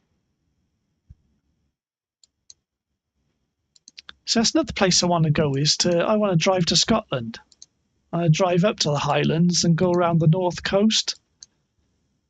I just don't have the money to do that. And my car, I don't think my car could do it at the moment, because my car's 30 years old and it's got its own issues.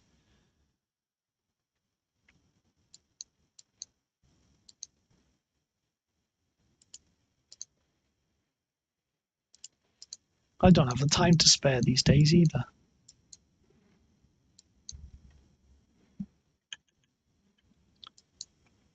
Let's bring the fuel tanks up. Right, I shift the fuels around to make sure the center of gravity is in the right spot, that's all. So that's why I bring up the fuel tanks up there.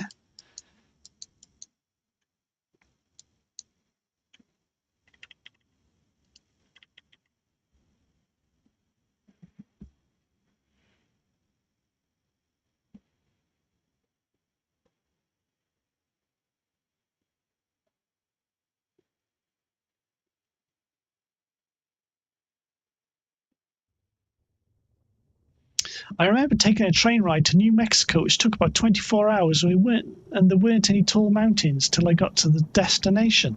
Yeah, so you're going across the flat bit. Yeah, you're going straight across the flat bit. It's an old sea, isn't it? It's an old seabed.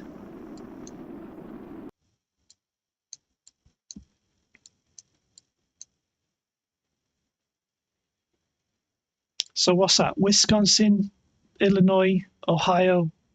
What's further south? Arkansas. There's another one between Arkansas and Illinois, isn't there? I'm trying to remember offhand all the states now, all the locations of the states. It's Missouri, isn't it?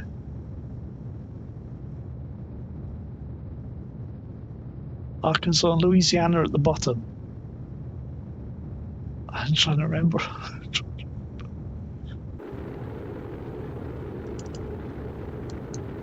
and then you can get into Texas, and then you can get to New Mexico.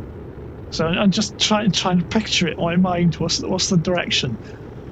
Yeah, it's Missouri. I'm trying to remember. But I suppose if you're trying to get from, say, Minnesota to New Mexico, you'd go through Oklahoma, Kansas. You go more direct that way. I'm just trying to remember it in my head. I'm trying to remember it in my head, so... I mean, you wouldn't go into South Dakota, would you? That's too far away, is it?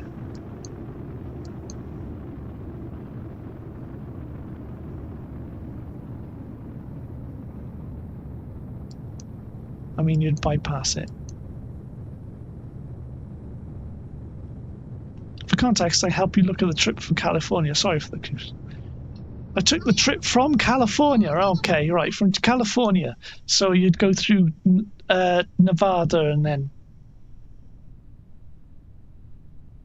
Nevada and Arizona, I sometimes get mixed up.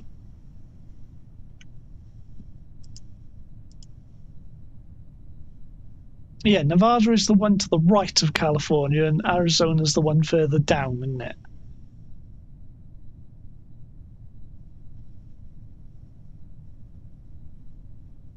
Isn't it?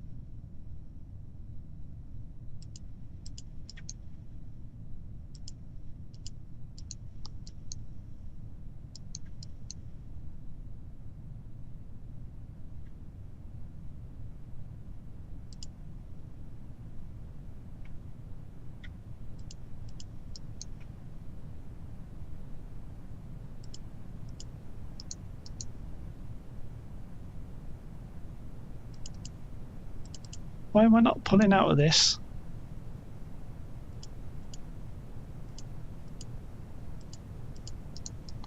There we go. We saved it. That was my first ever trip by train, other than the subway.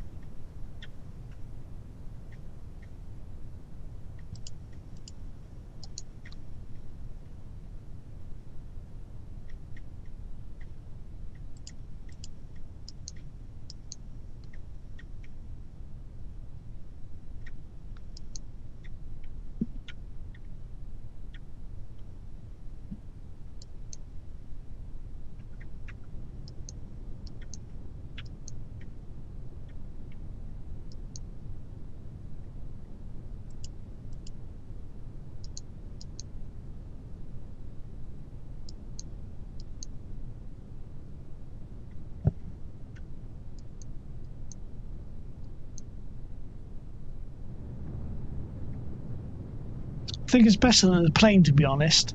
Yeah, well... I suppose if you're travelling through the States, you can see more on the trains, and the planes are not going to take a huge amount of time. But then, if you're doing really long distance... I don't know. It's, because when I'm thinking about planes, I always think about my flight from London Heathrow into Kansai. You know, it's a... Well, I went via Hong Kong, and it was like 14 and a half hours to Hong Kong, and And when I fly, I always make sure that, or I will make sure from now on, that I get a window seat so I can look out. But then when I'm on a train, I spend most of my time looking out the window.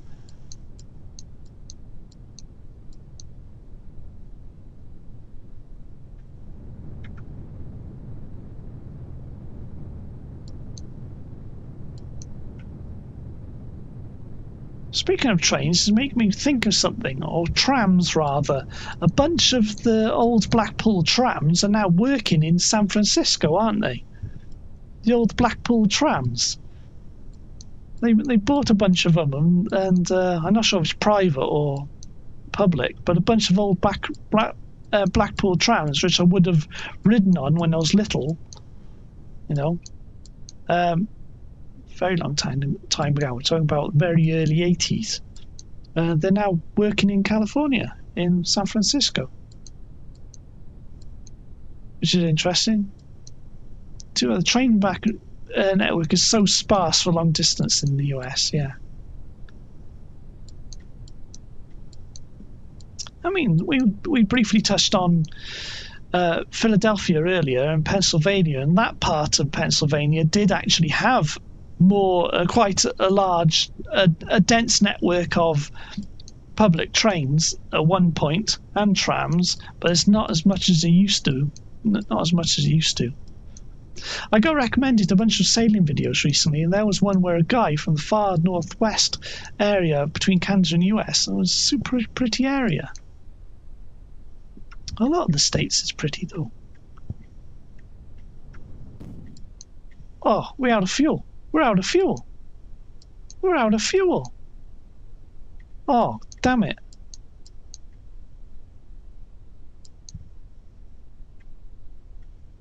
I'm not sure if the Kerbals are going to be making it home. We might have to make for the lake, but the flat area. Oh, damn it. Come on, Kerbals. Hang on, we've got emergency. Oh, come on, can we... I got... Flare!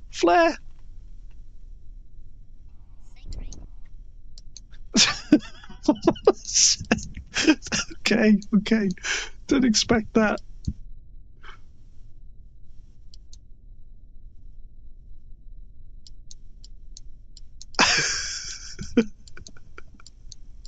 Saved. The closer we get it to the runway, the more recovered money. Yeah, this is a career save, so we need the money for getting... The closer we can get to the runway, the more money we can get for recovered parts. Oh, keep it rolling. Keep it rolling.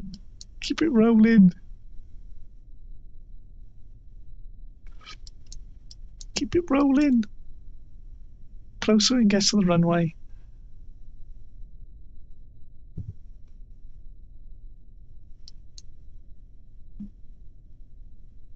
That's it. Stopped.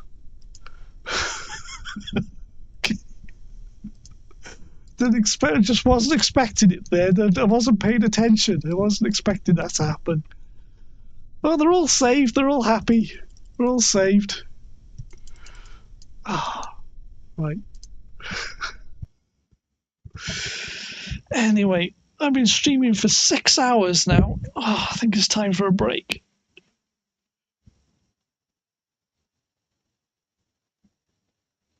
Sailing videos between Canada and the US. I assume that's the Great Lakes. A super pretty area. Yeah, up at the top of the Great Lakes. About an average. It's true. Ah, yeah. Used to work in aviation. We used to get the Ryanair planes in. My brother still works there, and the Ryanair, yeah. Got to do 15-minute turnarounds on the Ryanairs. 15-minute turnarounds. So I used to work in the airport on the ramp. Yeah. 15-minute turnarounds. They bring the passengers out and have passengers on the pier ready to board the aircraft before the aircraft has even got to the stand.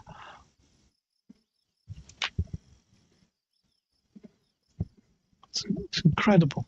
Anyway, 100%, 98% value for all returned parts. That's close enough. I'd like to have 100%. All right then. Let's change back to like, no, not that. That. That's what we want. We want. There you go, my kitty. So I've been streaming for 6 hours. So Cryptic and that SSTO guy are chatting at the moment. I'm just going to scroll up and see who else has chatted tonight. We had Nick B Designs was here earlier. Lucas was here. Wen was here. There's a few other chatters earlier. Big Sparky was here earlier. Carbon Zero Twins. So I had a couple of new. Oh, Gary Blue was here briefly at the very start. Gary Blue is the person who made one of the mods I was testing. Yeah, Kitty. Yeah, if you have a look at my post, she chased another cat yesterday. I let her out yesterday, and she chased a cat away, another cat, and she come back and she had all this seeds stuck in her fur, all these sticky seeds stuck in her fur, and I had to brush her for an hour to try and get all the seeds stuck in her fur. I put a picture on the posts earlier on YouTube. So I'm going to go see my kitty, make sure she's fed and watered, and I'm going to take a rest. All right, thanks for watching. Thanks for being here, and